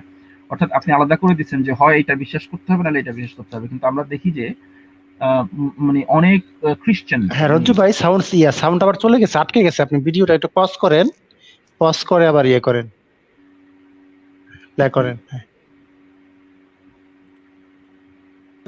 যিনি শোনা ডারউইনিজমে যাচ্ছে? বিশ্বাস করেন তিনি বলেন, উইভ গট হ্যাঁ টু শোনা হ্যাভ যাচ্ছে। সাম অ্যানসেস্টার্স। আমি যেটা বলছিলাম সেটা হচ্ছে যে, আচ্ছা আবার চালাই, কারণ পয়েন্টটা মিস হয়ে গেছে। একটা কিছু অবশ্যই সত্য হতে হবে। প্রফেসর গ্যারেথ নেলসন, যিনি 2000 বছর পুরনো। অবাক করা বিষয় হচ্ছে সেখানেও ট্রি অফ লাইফ এবং হিউম্যান চিম্পাঞ্জি অ্যানসেস্ট্রি, অর্থাৎ মানুষ এবং বানরের সাধারণ পূর্বপুরুষের কথা উল্লেখ করা রয়েছে। আপনি নাস্তিকতা, বস্তুবাদ, প্রকৃতিবাদে বিশ্বাস করলে ডারউইনের বিবর্তনবাদের মতো একটা কিছু অবশ্যই সত্য হতে হবে। প্রফেসর গ্যারেথ নেলসন, যিনি ডারউইনিজমে বিশ্বাস করেন। আচ্ছা, তাহলে এখানে উনি যেটা করলেন এটা হচ্ছে ফলস ডিলেমা। হ্যাঁ, অর্থাৎ উনি দুইটা সেকশন দাঁড়া করালেন। একটা সেকশনে বলা হচ্ছে যে না, আপনি যদি মানে you must have to believe in evolution, you must have to be an atheist, কিন্তু কমপ্লিটলি বোগাস কথাবার্তা। আমরা যদি একদম ছোট পর্যায়ে যাই, একদম মানে দেখি খ্রিস্টান অনেক বিজ্ঞানী আছেন, যেমন ডক্টর ওনার নাম হচ্ছেন, আমি একটু বলি, এদেরকে বলা থিয়েস্টিক ইভলিউশনিস্ট। এর মধ্যে একটা উল্লেখযোগ্য একজন আছেন, তিনি হচ্ছেন কই গেল একটা সেকেন্ড আমি বলি। উনি হচ্ছেন একজনের নাম হচ্ছেন কেনেথ আর মিলার, উনি একজন খ্রিস্টান, এবং আরেকজন আছে ডক্টর ফ্রান্সিস কলিন্স। এই দুইজন হচ্ছেন, একজন হচ্ছেন এনকোডের চেয়ারম্যান ছিলেন, আরেকজন হচ্ছে কেনেথ আর মিলার, মানে ওয়েস্টের অন্যতম একজন খ্রিস্টান। ওনারা এই পুরো জিনিসগুলোকে বিশ্বাস করেন। ঠিক আছে, পুরো জিনিসগুলোকে বলতে আমি পুরো ইভলিউশনের তত্ত্বকে বিশ্বাস করেন। ঠিক আছে, কিন্তু ওনারা ভাবেন যে এটা ডিরেক্টেড, গড ডিরেক্টেড। ওনারা এইটাকে অস্বীকার করেন না। কেনেথ মিলার বা ডক্টর ফ্রান্সিস কলিন্স, এই দুজন বিজ্ঞানী ওয়েস্টের একজন একজন অত্যন্ত গুরুত্বপূর্ণ দুজন খ্রিস্টান বিজ্ঞানী, যারা কিনা এইটাকে বিশ্বাস করেন। মানে এইটা হচ্ছে এই যে কথা যে এরকম কোনো কিছু সত্য হইতে হবে, এটা কমপ্লিটলি ফলস ডিলেমা তৈরি করা হয়েছে। এটা ফ্যালাসি অফ ফলস ডিলেমা বলে এটাকে। ঠিক আছে, যে ইদার আপনি এটা হইতে হলে এটাকে বিশ্বাস করতে হবে, বা অথবা ওইটাকে ছেড়ে দিলে এটা বিশ্বাস করতে হবে। এই একটা ডিলেমা তৈরি করে একটা করা হয়েছে। ঠিক আছে, আমরা পরেরটা যাই। তিনি বলেন পুরুষ থাকতে হবে। এথিয়াস বায়োলজিস্ট রিচার্ড লুইনটন বলেন, অ্যাবসলিউট পক্ষে হোক হয় আচ্ছা, ন্যাচারালিজম। না। অতএব আপনি এখন নিশ্চয়ই দেখতে পাচ্ছেন যে নাস্তিকতাবাদ, প্রকৃতিবাদ এবং বস্তুবাদের সাথে ডারউইনের বিবর্তনবাদের সম্পর্কটি কোথায়। এটা আগেই বলছি আমি যে এটা কমপ্লিটলি একটা ফলস ডিলেমা, যেটা হচ্ছে যে এই আপনি ইউ ক্যান একটা ফেমাস কথা আছে, you can be a Darwinist and you can be believe in evolution. ঠিক আছে, এটা একটা ফেমাস কথা আছে, এবং প্রচুর সায়েন্টিস্ট আমরা দেখি অলরেডি যারা কিনা এগুলোকে অস্বীকার করে না, যারা স্বীকার করে নিচ্ছে যে ইভলিউশন ইজ এ ফ্যাক্ট আর evolution theory is a proven. সুতরাং আমরা বিশ্বাস করি যে আমাদের গড বা ওইরকম মেটাফিজিক্যাল যে বিলিফগুলো আছে সেই বিলিফগুলোর সাথে তারা একটা প্লাস মাইনাস করে তারা বিশ্বাস করে না। অর্থাৎ আপনাকে কখনোই অ্যাথিস্ট হইতে হবে না ইভলিউশনের মতো জিনিস কি করেন, এটা একটা fact, evolution is a fact. ঠিক আছে, মানে ইভলিউশন হয়, এখন ন্যাচারাল সিলেকশন দিয়ে হয় বা অন্যভাবে হয় সেটা তো মানে আমরা সাইন্টিফিক্যালি আমরা উই ক্যান সে যে natural selection is a working. But আপনি যদি মেটাফিজিক্যালি যান তাহলে আপনি হয়তো বিবর্তনকে পুরো বাদে দিয়ে দিয়েছেন, যেটা কিনা একদম কমপ্লিটলি আনসাইন্টিফিক কথাবার্তা, এটা কখনোই সাইন্টিফিক কথাবার্তা না। ঠিক আছে, তাহলে পরে যাই। অর্থাৎ লজিক্যালি যদি ন্যাচারালিজম সত্য হয় তবে ডারউইনিজম সত্য হতে বাধ্য। আচ্ছা, খেয়াল করেন এখানে একটা মজার জিনিস হচ্ছে, উনি একটু আগে থার্ড ওয়ে অফ ইভলিউশনিস্টদের অ্যাজাম্পশন গুলাকে বলছেন যে এগুলো হচ্ছে ডারউইনিজমকে চ্যালেঞ্জ করছে। তাহলে থার্ড ওয়ে অফ ইভলিউশনিস্টদের কথা কোনগুলো? সেগুলো একই কথা, থার্ড ওয়ে অফ ইভলিউশনিস্টদের কথাগুলো একই, সেগুলো based on naturalism, based on অন্যান্য জিনিস। তাহলে উনি কিন্তু থার্ড ওয়ে অফ ইভলিউশনিস্টদের কথা বলছেন যে ডারউইনিজমকে সেগুলো শেষ করে দেয়, এখন আবার বলতেছেন যে এগুলো ন্যাচারালিজমের কথা অনুযায়ী যায়। ঠিক আছে, এই যে ডাবল স্ট্যান্ডার্ড দিলেন। ডারউইনের বিবর্তনবাদ তত্ত্বের অনুসারীরা এই থিওরিটিকে একটি ইউনিক অবস্থায় নিয়ে গিয়েছে, কারণ এটি এখন শুধু একটি থিওরি নয়, বরং একটি পরিণত ধর্ম বিশ্বাস। আচ্ছা, এই যে বললেন যে পরিণত ধর্ম বিশ্বাস, মানে একটা থিওরি যদি আচ্ছা সায়েন্সকে রিলিজিয়াস বিলিফের সাথে তুলনা করে, এই এই ভদ্রলোকের একটা ভিডিও আছে ইন্ডাকশন, যেহেতু সায়েন্স সার্টেনিটি দেয় না, তাহলে ইন্ডাকটিভ মেথডের জন্য সায়েন্স সার্টেনিটি দেয় না, তাহলে সায়েন্স কিভাবে বিলিভ হয়? ওনারাই কিন্তু দুই ভাবে ডাবল স্ট্যান্ডার্ড করতেছেন। প্রথমে বলতেছেন science is not certain, only certainty হচ্ছে গডের, মানে মেটাফরিক থিং, যে গড সার্টেনিটি দিবে। যেহেতু সায়েন্সে ইন্ডাকশন আছে, ইন্ডাকশন মেথডের কারণে সায়েন্স সার্টেনিটি দেয় না, আমরা সেটা নিয়ে আরেকদিন লাইভ করা যাবে। যেহেতু সায়েন্স সার্টেন না, তাহলে science how we can believe it? আমরা তো ন্যাচারালিজমকে বিলিভ, মানে করতেছি, বিলিভ করতেছে যে ন্যাচারাল, মানে মেটাফিজিক্যাল ন্যাচারালিস্ট ন্যাচারালিজম বলতেছে, আর মেথোডোলজিক্যাল ন্যাচারালিজম যারা করে তারা ওটাকেই তারা বলতেছে যে it's a true fact, methodology মানে আমাদের ন্যাচারাল ওয়ার্ল্ডে সায়েন্স কাজ করে। তাহলে এখন বলতেছে আবার এটা religious belief, but how is change when is, মানে রিলিজিয়াস বিলিফ কি চেঞ্জ হয়? রিলিজিয়াস বিলিফ তো চেঞ্জ হয় না। আমি জন্য বলছি শুরু সায়েন্স আর সায়েন্সের মধ্যে এটাই তফাৎ, যে একটা জিনিস চেঞ্জ হবে, একটা জিনিস science is changeable every single time, science is not A belief. Belief হচ্ছে সেটাই যেটা চেঞ্জ হয় না। ঠিক আছে, এটা হচ্ছে একটা স্ট্রম্যানের মতো করলো আর কি। একটি পলিটিক্যাল সিস্টেম এবং একটি এথিক্যাল সিস্টেম। ডারউইন তার বই দ্য ডিসেন্ট অফ ম্যানে লিখেন দ্য সিভিলাইজড রেসেস, দ্য ককেশিয়ানস, অর্থাৎ ইউরোপের ককেশিয়ান সাদা চামড়া সভ্য জাতিরা ভবিষ্যতে অসভ্য বর্বর জাতিদেরকে সম্পূর্ণ ধ্বংস করে দিবে। কেন? উত্তরটা খুবই সহজ, কারণ ইউরোপের সাদা চামড়া জাতিরা বিবর্তনের কারণে সবচেয়ে পরিণত জাতি। এটা কে ডিটারমাইন করছে যে ইউরোপের সাদা চামড়া জাতিরা সবচেয়ে পরিণত জাতি? হু সেজ দ্যাট? ঠিক আছে, এটা কমপ্লিটলি একটা এক ধরনের একটা ফ্যালাসি, একটা ফ্যালাসিয়াস আর্গুমেন্ট, যেটা কিনা বলা হচ্ছে এই ইভলিউশনে মানে বিশ্বাস করলে আপনাকে ভাবতে হবে যে বড় আছে ছোট আছে। অর্থাৎ উনি যেটা চেষ্টা করতেছেন, উনি সেটা রিলিজিয়াস যেহেতু রিলিজিয়ন ওইভাবে চিন্তা করে যে একটা রেস, মানে একটা certain religion is good, certain religion is bad, বা সার্টেন রিলিজিয়ন ট্রু আর সার্টেন রিলিজিয়ন ফলস।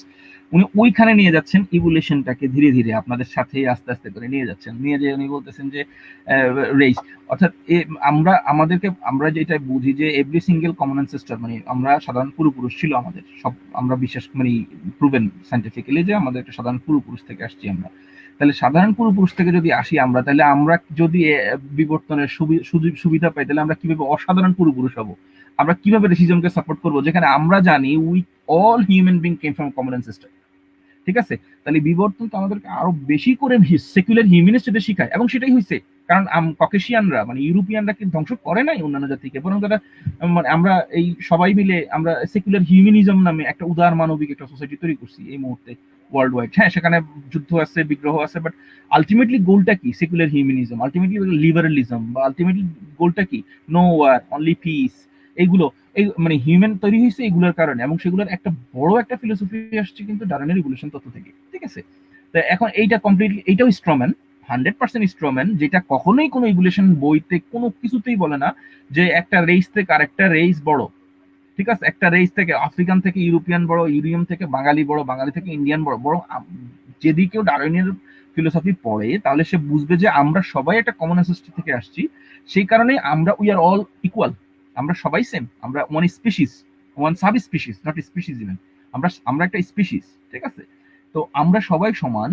এইটাই হচ্ছে আমাদের মডার্ন যেই চিন্তা ভাবনা গুলা, মানে রিলিজিয়াস মানে এক্সট্রিমিজম থেকে আমরা বের হয়ে আসে, আমরা এইটাকে প্রতিষ্ঠা করছি যে আমরা সবাই equal, we are all equal. ঠিক আছে, এখন উনি আবার এখানে একটা স্ট্রম্যান করলেন। যাই হোক, পরবর্তীতে যাই। সার্ভাইভাল অফ দ্য ফিটেস্ট বা যোগ্যতমের উদর্তন বলা এই হয়। সার্ভাইভাল অফ দ্য ফিটেস্ট শব্দটা মোটেই ডারউইনের ইনভেন্টেড না। এই সার্ভাইভাল অফ দ্য ফিটেস্ট কথাটা হচ্ছে একজন ইউকের একজন ফিলোসফার হারবার্ট স্পেন্সারের কথা। হারবার্ট স্পেন্সার এই মানে যে টিকে থাকবে সেই জয়ী হবে টাইপ এই একটা ফিলোসফি নিয়ে আসছেন হারবার্ট স্পেন্সার। ঠিক আছে, এইটা কখনোই ডারউইন বলে নাই। ডারউইন বরং ইয়ে নিয়ে কি বলছে আমি একটু দেখাই। ডারউইন রেসিজম নিয়ে কি বলছে আমি একটা কোট দেখাই ডারউইনের একটা ইয়ে থেকে। কোটেশনটা খুব ইম্পর্টেন্ট একটা কোটেশন। ডারউইন আসলে রেসিজম মানে স্লেভারি এগুলো নিয়ে কি চিন্তা করতেন একটু দেখি আমি একটা সেকেন্ড।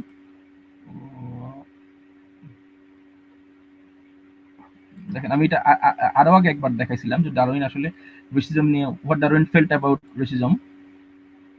দেখেন কি বলছে, to my personal sadness, it was during his exploration of Brazil, my native country, while the HMS Beagle 1831-1836 আমার পার্সোনাল দুঃখ, ইট ওয়াজ ডিউরিং এক্সপ্লোরেশন ব্রাজিলে যখন উনি এক্সপ্লোর করতে গেছে, মাই নেটিভ কান্ট্রি আমার আসল কান্ট্রি মানে দেশ, while on the HMS Beagle, HMS বিগেলে করে 1831-1836 the Darwin had his first direct contract with a horror slavery. Darwin প্রথম দেখছে যে স্লেভারি দাসত্ব কি জিনিস। রিমেনিসিং 1845 হি রোট ভয়েজেস বেগেল সে এই 1845 লিখছে, near Rio de Janeiro I lived opposite to an old lady. Rio de Janeiro ব্রাজিলের রাজধানীর পাশেই উনি একটা মানে ওখানে বসবাস করতেন, opposite to an old lady একজন বৃদ্ধের পাশে, who kept screws to crush the fingers of her female slaves. ওই মহিলা কি করতো সবসময় তার ক্রাশ মানে তার যে স্লেভ ছিল মহিলা স্লেভ তার নোকরে ইয়া করতো স্ক্রু করতো। I have stayed on the house where a young household mulatto, মানে উনি যেখানে ছিলেন সেখানেও আরেকজন ইয়াং হাউসহোল্ড ছিলেন মুলাতো নামে। Daily and hourly was reviled beaten, এইখানেও তাকে প্রতিদিন মারতো, ডেইলি এবং আওয়ারলি মারতো, and persecuted enough to break the spirit of the lowest animal. ঠিক আছে, like a lowest animal এর মতো। I will not even allude to many heart-sickening atrocities, ঠিক আছে, which I authentically heard of. আমি এইরকম কোনো কিছু দেখি নাই কখনো, এত দুঃখ এত বেদনার কোনো কিছু দেখি নাই। Nor would I have mentioned the above revolts details had I met with a several people who speak a slavery tolerable evil. Darwin বলছে যে রেসিজম স্লেভারি হচ্ছে একটা আনটলারেবল একটা শয়তানের মতো একটা জিনিস। ঠিক আছে, এটা কখনোই সহ্য করা যায় না। আবার দেখেন origin of speech and descent of ম্যানে সে বলছে, ডিসেন্ট অফ ম্যানে বলছে slavery although in some ways beneficial during ancient times, দাসত্ব যদিও বেনিফিশিয়াল টাইম মানে কোনো একটা এনশিয়েন্ট সময় সেটা বেনিফিটেড ছিল, ইজ এ গ্রেট ক্রাইম, এটা একটা অন্যায় একটা মানে অত্যাচার। Yet it was not regarded quite recently until quite recently, এবং এটা রিসেন্টলি এটা মানে ইয়ে করে নাই তারা, রিসেন্টলি এটা তারা প্রকাশ করে নাই even by the most civilized nation এবং সবচেয়ে সভ্য জাতি, and this was especially the case because the slaves belong in general to race different from their masters. Barbarians do not regard opinion of their women, wives are commonly treated like slaves. এবং এই কথাগুলো হচ্ছে Darwin completely slavery বিপক্ষে ছিলেন, এবং উনি slavery দেখে উনি দুঃখ পাইছেন ব্রাজিলে এবং অন্যান্য জায়গায়, উনি সেটা ওনার বইতে লিখছেন। আর এখানে একটু পরে দেখবেন ডারউইনকে রেসিস্ট হিসাবে প্রচার করা হচ্ছে, ঠিক আছে, বা স্লেভের পক্ষে প্রচার করা হচ্ছে। যাই হোক, আমরা পরবর্তীতে ভিডিওটাতে চলে যাই।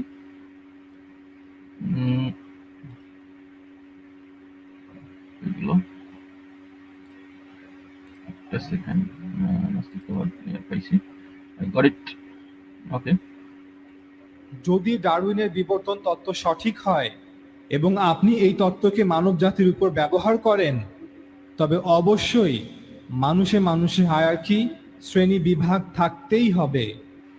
এই যে আবার একটা জিনিস যে মানুষে হায়ারার্কি শ্রেণী বিভাগ, মানুষে হায়ারার্কি শ্রেণী বিভাগ। সাউন্ড কি ভাই, সাউন্ড কি ডিসরাপ্ট হচ্ছে? যিশু ভাই একটু দেখেন তো, সাউন্ড কি ডিসরাপ্ট হচ্ছে? হ্যালো যিশু ভাই, হ্যালো, সাউন্ড কি শোনা যাচ্ছে? না, সাউন্ড শোনা যাচ্ছে, প্লে করেন, শোনা যাচ্ছে। হ্যাঁ, বলছিলাম যে উনি আবারও ওইটাই বলছেন। যে এটা অনিবার্য, এই পরিণতি থেকে পালানোর কোনো পথ নেই। ডারউইনের ছেলে লিওনার্ড ডারউইন বলেন, one of the hardest thing we will face in the future is thinking about what to do with the savage races. ভবিষ্যতে সবচেয়ে কঠিন সমস্যা হয়ে দাঁড়াবে যে এই বর্বর অসভ্য জাতিদের সাথে কি করব, অর্থাৎ স্টেপ 2 থেকে স্টেপ 6 পর্যন্ত যে সকল মানুষ রয়েছে যারা সাদা চামড়ার ককেশিয়ান নয়। 1880 সালে ক্রাউ নামে একটি মেয়েকে প্রমোট করা হয় যে সে হচ্ছে মিসিং লিঙ্ক চিম্পাঞ্জি এবং মানুষের মধ্যে, এবং সে হচ্ছে ডারউইন থিওরির প্রমাণ। আসলে ক্রাউ ছিল একজন দক্ষিণ এশিয়া থেকে আগত কিশোরী যার একটি রেয়ার জেনেটিক প্রবলেম ছিল, যাকে আচ্ছা, এই ক্রাউয়ের ব্যাপারে যেটা বলছেন আমি সেটা স্বীকার করি যে সেটা ডারউইনিস্টরা করছেন একটা পর্যায়ে, মিসিং লিঙ্ক নামে চালাই দিয়েছেন, কিছু কিছু ফসিলকে তারা মিসিং লিঙ্ক নামে চালাইছেন, সেটা এই একমাত্র ইনফরমেশন ইজ ট্রু। ঠিক আছে, কারণ আমি আমি এটা সার্চ করে দেখছি এবং এটা দিস ইজ ট্রু ইনফরমেশন যে ডারউইনিস্টরা এইরকম কিছু কিছু কাজ করছেন অতীতে, যেটা কিনা মিসিং লিঙ্ক বলে তারা যেহেতু প্রমাণের অভাবে তারা অন্য কিছু কিছু মানুষকে মিসিং লিঙ্ক বলে চালাই দিয়েছিলেন। ঠিক আছে, এটা একদম 100% ট্রু ইনফরমেশন, এই ব্যাপারে আমার কোনো কিছু বলার নাই, কারণ এটা আসলেই ভিক্টোরিয়ান পিরিয়ডের মানুষদের কিছু কিছু রেসিস্ট মানুষদের এই অভ্যাস ছিল যে মানে লোয়ার যে ক্লাসগুলো আছে তারা সেইভাবেই সেটাকে নিছিলেন। এটা ট্রু। আগাচ্ছি আমি।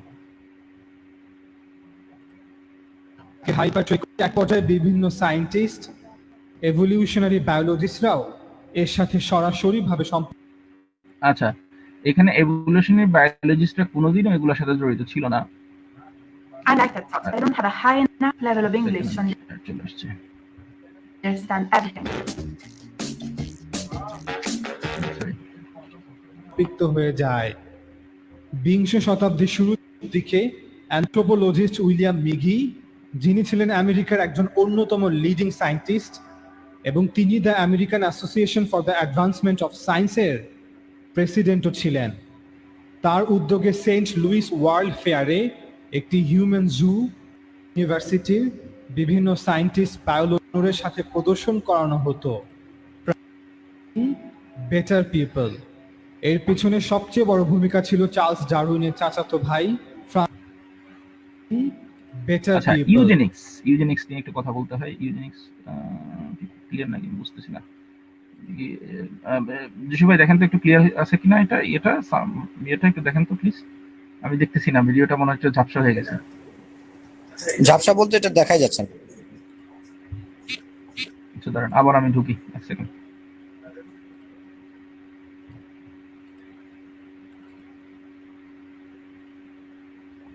এবার দেখা যাচ্ছে কিনা ক্লিয়ারলি? যিশু ভাই এবার দেখা যাচ্ছে ঠিক কিনা? আছে, হ্যাঁ হ্যাঁ হ্যাঁ, এবার দেখা যাচ্ছে, ঠিক আছে। সাউন্ড শোনা যাচ্ছে কিনা? দেখুন, সাউন্ড শোনা দেখি। যাচ্ছে? ছিল চার্লস ডারউইনের চাচাতো হ্যাঁ ভাই হ্যাঁ, শোনা যাচ্ছে, ফ্রান্সিস বেলটন, শোনা যাচ্ছে। যাকে ফাদার অফ ইউজেনিক্স বলা হতো। মূলত ডারউইন নিজেই তার বই দ্য ডিসেন্ট অফ ম্যানে এর মূল ধারণা দেন। আচ্ছা, ইউজেনিক্স ব্যাপারটা ফ্রান্সিস গালটন যদিও বলছে, ফ্রান্সিস গালটনই তো, হ্যাঁ। কিন্তু এটা কখনোই ডারউইন তার বইতে কোনো বইতে ইউজেনিক্স এর ব্যাপারে বলে না যে কোন রেস সিভিয়ার, এইটা করা হয়েছে। ঠিক আছে, যেটা এই ডারউইনের আগেও রেসিজম স্লেভারি ছিল, ডারউইনের পরেও রেসিজম স্লেভারি ছিল, স্লেভারি পরবর্তীতে উৎখাত করা হয়েছে।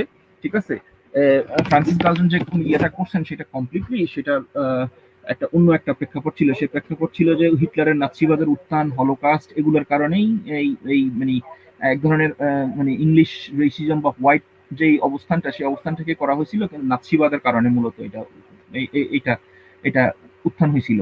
ফ্রান্সিস গালটন যেটা করছিলেন সেটা হচ্ছে ইউজেনিক্সকে পরবর্তীতে আমেরিকান আদালতে ইউজেনিক্সকে নিষিদ্ধ করে দেয় এবং এটার সাথে ডারউইনিজমের কোনো তফাৎই নাই, বরং এটা কোনো সম্পর্কই নাই এটার সাথে, ইউজেনিক্সের সাথে। ইউজেনিক্সের আইডিয়াটা কমপ্লিট একটা পলিটিক্যাল সোশ্যাল আইডিয়া, যেটা সোশ্যাল ডারউইনিজম পড়ে না। ডারউইন কখনোই বলেন নাই যে মানে সিলেক্টিভ কোনো হিউম্যান ব্রিড করার জন্য, সিলেক্টিভ কোনো হিউম্যান ব্রিড মানে এটার মানে ইভলিউশনিস্টদের এটা মানে এটা ইভলিউশনের কোনো থিওরির মধ্যেই পড়ে না। অর্থাৎ আপনি যদি পলিটিক্যাল বা মানে সোশ্যাল ডারউইনিজমে যান তখন গিয়ে আপনি এটাকে দোষ দিতে পারেন সোশ্যাল ডারউইনিজম, কিন্তু যেখানে সোশ্যাল ডারউইনিজমকে অ্যাকসেপ্ট করতে বলাই হয় নাই, সেকুলার হিউম্যানিজমকে অ্যাকসেপ্ট করতে বলা হয়। সোশ্যাল ডারউইনিজমকে রিচার্ড ডকিন্স বা অন্যান্য যেসব ইভলিউশনিস্টরা আছেন তারা সোশ্যাল ডারউইনিজমকে অ্যাকসেপ্ট করেন না। সুতরাং এই ইউজেনিক্সের আইডিয়াটা হচ্ছে completely second world war, first world ওয়ারের প্রবলেম, পলিটিক্যাল সোশ্যাল প্রবলেমের প্রবলেম। এটা কমপ্লিটলি ইয়ার কোনো প্রবলেম না। ডারউইনিয়ান তত্ত্বের এটার সাথে কোনো ইয়া নাই।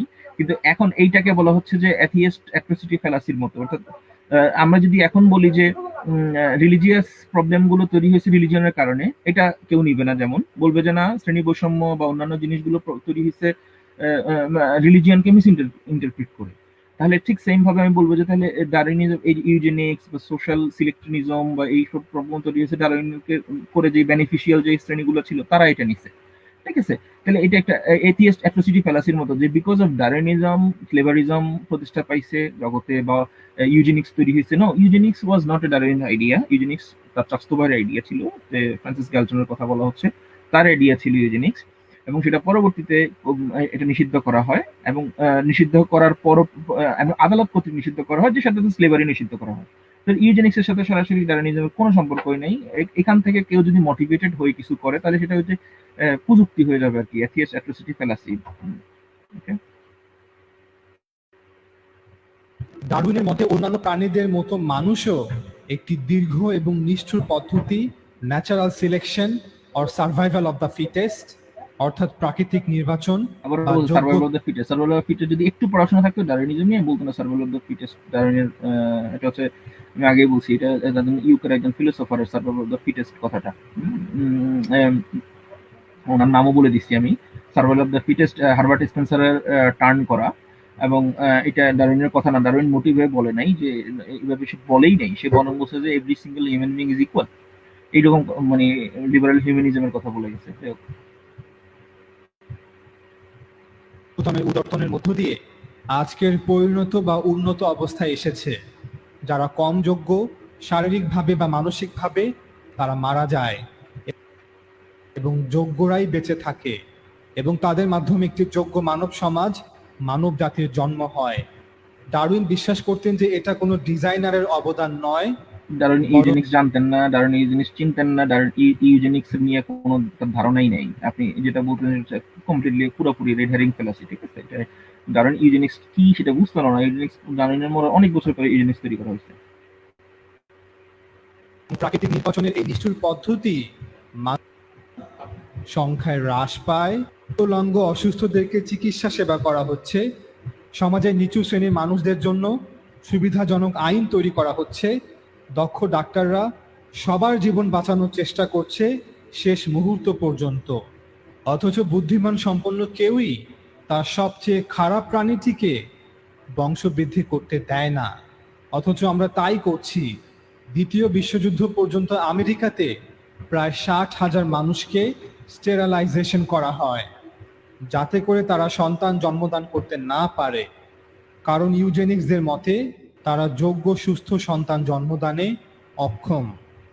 পরবর্তীতে আমেরিকার সুপ্রিম কোর্ট এই বাধ্যতামূলক স্টেরাল শতভাগ গ্রহণ করে, তখন আইন পাশ করার মাধ্যমে তা জার্মানিতে ইমপ্লিমেন্ট করা শুরু করে। জার্মানিতে 3 লাখেরও বেশি মানুষকে স্টেরালাইজড করা হয়, যাতে তারা আমি এটা আগে বলছিলাম যে এই জার্মানির যে ইউজেনিক্স যে মুভমেন্টটা, সেটা ছিল নাৎসিবাদের জন্য, হলোকাস্ট, অ্যান্টিসেমিটিজম, এগুলোর কারণেই, ঠিক আছে? নাৎসিবাদ। আমার কথা কি বলছেন যে খুব আস্তে শোনা যাচ্ছে? কি আমার কথা আস্তে শোনা যাচ্ছে না ভিডিওর কথা শোনা যাচ্ছে? যিশু, তুমি কি আসো? না না, কথা কথা ক্লিয়ার শোনা যাচ্ছে, ভিডিওর কথা শোনা যাচ্ছে। আমি ক্লিয়ার শুনতে পাচ্ছি। এখন অডিয়েন্সরা কতটুকু শুনতে পাচ্ছে এটা হচ্ছে প্রবলেম। এখন অডিয়েন্সরা কি ধরনের কথা বলছে ওটা একটু খেয়াল রাখেন। যদি আপনার কথা আসতে শোনা যায়, আপনি একটু স্পিকারটা মুখের সামনে নিয়ে বলেন। আর ভিডিওর সাউন্ড তো আমি শুনছি মোটামুটি ভাবে। এটা যেহেতু ভিডিও প্লে করা হচ্ছে, এটা কন্টিনিউ এতটা ক্লিয়ার শোনা যাবে না, এটাই সন্তান স্বাভাবিক। জন্মদান করতে না পারে, এবং যারা বিকলাঙ্গ, মারাত্মক অসুস্থ, তাদেরকে গ্যাসিং পদ্ধতিতে হত্যা করে। পরবর্তীতে লক্ষ লক্ষ ইহুদিদেরকেও একইভাবে হত্যা করা হয়, কারণ তারা বিশ্বাস করত যে ইহুদিরা হচ্ছে নিচু শ্রেণীর মানুষ। তারা বিশ্বাস করত এটাই প্রাকৃতিক নির্বাচন, যোগ্যরা বেঁচে থাকবে। তারা বিশ্বাস করতে জুইশরা হচ্ছে নিচু শ্রেণীর মানুষ, হচ্ছে প্রাকৃতিক। এটা কোথায় পাইছেন? ইউরোপের মধ্যে জুইশ সেমিটিজম, জুইশরা সেই মিডল এজ থেকেই মানে জুইশদেরকে মারা হয়, পোড়ানো হয়, কাটা হয়, দৌড়ানো হয়, ঠিক আছে? মানে ওয়াই অনলি জুইশ? মানে হচ্ছে ভাতের সাথে 3 বেলা করে কাঁঠাল পাতা খাইলে এই ধরনের লজিক একটা মানুষের মধ্যে আসে। দেখেন, জুইশরা শুধু হ্যাঁ। জুইশরাই নাকি ন্যাচারাল সিলেকশনে মানে পিছিয়ে আছে, হ্যাঁ, আর সবাই ন্যাচারাল সিলেকশনে আগায় গেছে। চিন্তা এখন করছেন। আপনার টাইম আসছে, এবার আপনার টাইম আসছে, এবার একটু আপনি একটু কষান তার। মানে হইতেছে আমার মানে এখন হাসি পাইতেছে সিরিয়াসলি। হ্যাঁ, যেখানে অন্যান্য লোকেরা বিশ্বাস করতো বা ইয়ারা বিশ্বাস করতো, হিটলারের পন্থী লোকেরা বিশ্বাস করতো যে ইহুদিরা নিচু শ্রেণীর মানুষ, এই জন্য তাদেরকে হত্যা করা হয়েছে। এটা কি কোনো সময় প্রাকৃতিক নির্বাচন? এটা কি কোনো সময় ন্যাচারাল সিলেকশনের কাতারে আসতে পারে? এটা মানে ও তো ভাতের সাথে না, 3 বেলা কাঁঠাল পাতা খাইছে। হ্যাঁ, এই কাঁঠাল ধরনের পাতা? কথা তাও মানে চিন্তা করে হ্যাঁ। দেখেন মানে কি পরিমাণ ভিউজ, এই ধরনের ভিডিওতে কি পরিমাণ ভিউজ। মানে আমি এই অবাক হয়ে গেছি। অডিয়েন্সরা কারা, এই অডিয়েন্স গুলা কারা, এরা এরা এই আবার ধরনের শুনেন, কথাবার্তা এই গুলা শুনে এবং আবার শুনেন, মজা লাগছে এটা। লক্ষ লক্ষ ইহুদিদেরকেও একইভাবে হত্যা করা হয়, কারণ তারা বিশ্বাস করত যে ইহুদিরা হচ্ছে নিচু শ্রেণীর মানুষ। তারা বিশ্বাস করত এটাই প্রাকৃতিক নির্বাচন।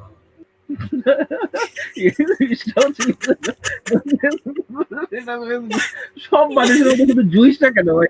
কেন? Because of their religion, they are very weak person. আমি বুঝি না। দেখেন, চিন্তা না করেন কি আমার আমার আমি এইটা শুনে আমি আচ্ছা, যদি হোয়াইট পিপল ইজ মানে রেসের প্রথমে থাকে, তাহলে why Jewish people is only কেন জুইশরা?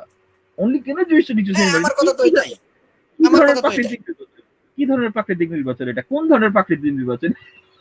এটা কোথায় কইছে? আমি তো বুঝলাম না। মানে আমি আমি উনি উনি মনে করছে যে অ্যাকচুয়ালি আমরা আমরা যারা মানুষ আছি এরা এরা মনে হইতেছে যে বাঘ, হ্যাঁ আমরা ক্ষুধার তাড়নায় হইতেছে ওই ছাগল বা হরিণকে ধরে খেয়ে ফেলতেছি, এটা হইতেছে ন্যাচারাল সিলেকশন। মানে মানুষ একটা মানুষকে মেরে ফেলতেছে, হ্যাঁ এইটারে কিভাবে ন্যাচারাল সিলেকশন সে বলতেছে? না, নেচার কিভাবে কোন অ্যাঙ্গেল থেকে এটা এটা ন্যাচারাল সিলেকশন এটা মনে করলো? এইখানে আইসা লক্ষ পুরোপুরি লক্ষ মানুষকে হত্যা করা হচ্ছে, হ্যাঁ এখানে এসে পুরাপুরি স্ট্রমেন করলো, এখানে এসে পুরাপুরি আউল ফাউল কথাবার্তা শুরু করলো, এবং যেগুলোর কোনো না লিঙ্ক না, সে যে কথাটা বলতেছে অর্থাৎ প্রকৃতিতে যারা টিকে থাকার মতো এবিলিটি যাদের আছে তারা টিকে থাকবে, যাদের এবিলিটি নাই। যেমন এই এই বিষয়গুলো ক্লিয়ারলি বোঝানো যায়, আমার থেকে আপনি আরো বেটার ভাবে বুঝাতে পারবেন। যেমন ধরুন যে বরফ সংকলিত এলাকায়, ঠিক আছে, যে সমস্ত এলাকায় সবসময় বরফ থাকে সেখানে কিন্তু একটা সময় কালো জাতের ইয়া ছিল, ভাল্লুক ছিল। তো এখন এখন নাই, সে জায়গায় সাদা সাদা রঙের ভালুক গুলো দেখতে পাওয়া যায়। কেন?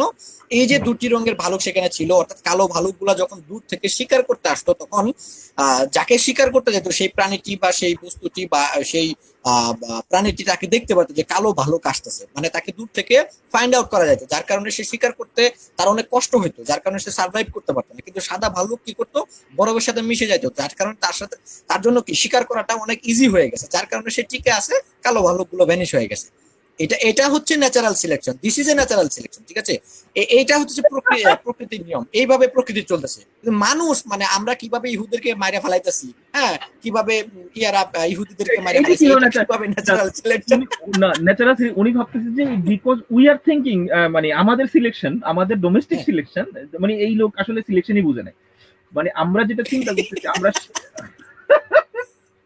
আমি এখানে এসে কালকে অনেকক্ষণ হাসছিলাম যে কি একটা অবস্থা, ঠিক আছে, যে সিলেকশন কি সেটাও বুঝে না। আরেকটা বিষয় মজা লাগছিল, আমি আমি পূর্বের একটা বিষয়টা নেয়নি রঞ্জু ভাই, আমি পূর্বের একটা বিষয়টা নেয়নি, সেটা হচ্ছে যে আরেকটা বিষয়টা আনছি, সেটা হচ্ছে আপনি প্রথম দিকে যে কথাটা বলছিলেন, অর্থাৎ হুট করে একটা প্রাণীর জন্ম হয়ে গেল, মানে যে প্রাণীটার পূর্ব থেকে কোনো ধরনের অস্তিত্ব ছিল না, সে হুট করে কিভাবে জন্ম হয়ে গেল। দেখেন এখানে আপনারা যারা এভলিউশন সম্পর্কে একটু ভালোভাবে জানেন বা পড়াশোনা করছেন তারা হয়তো বুঝতে পারবেন। হ্যাঁ, ঘোড়া আর গাধার যে সম্মিলিত যে প্রজনন অথবা মনে করেন যে মিলনের মাধ্যমে যে প্রাণীটির সৃষ্টি হয় সেটাকে বলা হয় খঞ্জর। হ্যাঁ, এই খঞ্জর এখন খচ্চর, সরি, হ্যাঁ সরি, খচ্চর। এখন আমি যদি বলি যে এই খচ্চরটা কোথা থেকে আসলো, খচ্চরের তো পূর্বের কোনো ইয়া নাই, ইতিহাস নাই, খচ্চর পূর্বের পৃথিবীতে কোথাও ছিল না। হ্যাঁ, এইটারে মনে করেন যে সরাসরি গড বা ঈশ্বর বা আল্লাহ একবার আসমান থেকে ফলাইছে অথবা মাটি ফাটে বাইর করে দিচ্ছে। হ্যাঁ, এইটার সাথে মানে রিলিজিয়নের কোনো সম্পর্ক আছে কিনা বা এইটার দেওয়া বিবর্তনকে ভ্যানিশ করে দেওয়া যায়, মানে এইটা আমি মনে করি যে প্রাইমারি লেভেলের, আমি বিবর্তন সম্পর্কে খুবই কম বুঝি, তারপরেও এটা মনে করি যে একটা বেসিক লেভেলের একটা নলেজ।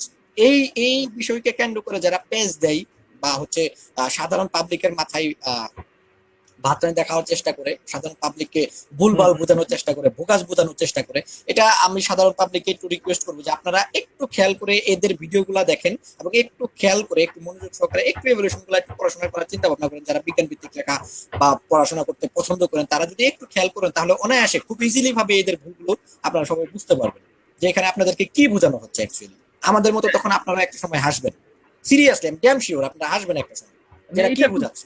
এটা পুরোপুরি হচ্ছে আপনার ইয়ে করতেছে, মানে এক ধরনের ফেলাসি করতেছে। অর্থাৎ সে আসলে ব্যাপারটা হচ্ছে কি, সে তার জিনিস প্রতিষ্ঠা করতে না পাইয়া সে অন্য জিনিসকে নিচে তার লেভেলে নিচে নামাচ্ছে ধরে ধরে, যে হ্যাঁ তোমরা রেগুলেশন মানলে তোমরা এই করবে সেই করবে, তোমরা অ্যাথিয়েস্ট, এটার বলে অ্যাট্রোসিটি ফেলাসি, মানে অ্যাথিয়েস্টরা বিকজ অফ রেগুলেশন অ্যাথিয়েস্টরা বিভিন্ন ধরনের অ্যাট্রোসিটি করছে বিভিন্ন জায়গায় এইটাকে। কিন্তু সেম কারণে যদি আমি বলি যে রিলিজিয়নকে রিলিজিয়াস আছে বলেই অ্যাট্রোসিটি হয়েছে, কিন্তু সেটা উনি অ্যাকসেপ্ট করবে না। ঠিক আছে, আমি ধরেও নেই যদি কোনো অ্যাথিয়েস্ট কাউকে মার্ডার করছে বিকজ অফ ডারউইনিজম। অ্যাথিইজম হচ্ছে কমপ্লিটলি হচ্ছে যে ঈশ্বর আছে কি নাই তার এই ব্যাপারে আলাপ আলোচনা করার একটা ফিলোসফি, তাই না? এইটা কমপ্লিটলি ইরিলিভেন্স হয়ে যায় যে এই কথাগুলো বলা। ঠিক আছে, এটা ফিলোসফিক্যালি এবং এই ইন্টেলেকচুয়ালি এটা খুবই পোর একটা অ্যানালজি। যাই হোক, আমরা পরে একটু দেখি। যোগ্যরা বেঁচে থাকবে আর দুর্বলরা মারা যাবে। তবে দ্বিতীয় বিশ্বযুদ্ধের পর বায়োলজিস্টরা, ডারউইনিস্টরা এসবের সাথে ডারউইনের বিবর্তন তত্ত্বকে এক করে দেখতে অস্বীকৃতি জানায়। তবে এটা পরিষ্কার দেখছেন, যে এটা ডারউইন অ্যান্সারও এবং করে দিছে, কিন্তু উনি কিন্তু অ্যান্সার বলে দিছে যে পলিটিক্যাল এবং সোশ্যাল এবং ইকোনমিক প্রবলেমগুলোকে আপনি পরবর্তীতে ডারউইনের সাথে আসছেন তখন কিন্তু যারা একাডেমিয়ান ছিলেন তারা কিন্তু অস্বীকার করছে যে এইটার কারণ রুট কজ কিন্তু ডারউইনিজম না। উনি কিন্তু অ্যান্সারও বলে দিচ্ছেন এখানে। ঠিক আছে, ডারউইন থিওরি রেসিজমকে প্রমোট করেছে। তার লেখা বইয়ের মাধ্যমে origin of species and the descent of man. Racism ডারউইনের আগেও ছিল, তবে ডারউইন এসে এর একটি সায়েন্টিফিক জাস্টিফিকেশন দেয়। আমি তো কিন্তু আগেই বলেছিলাম যে তুমি কি শুনতেছো?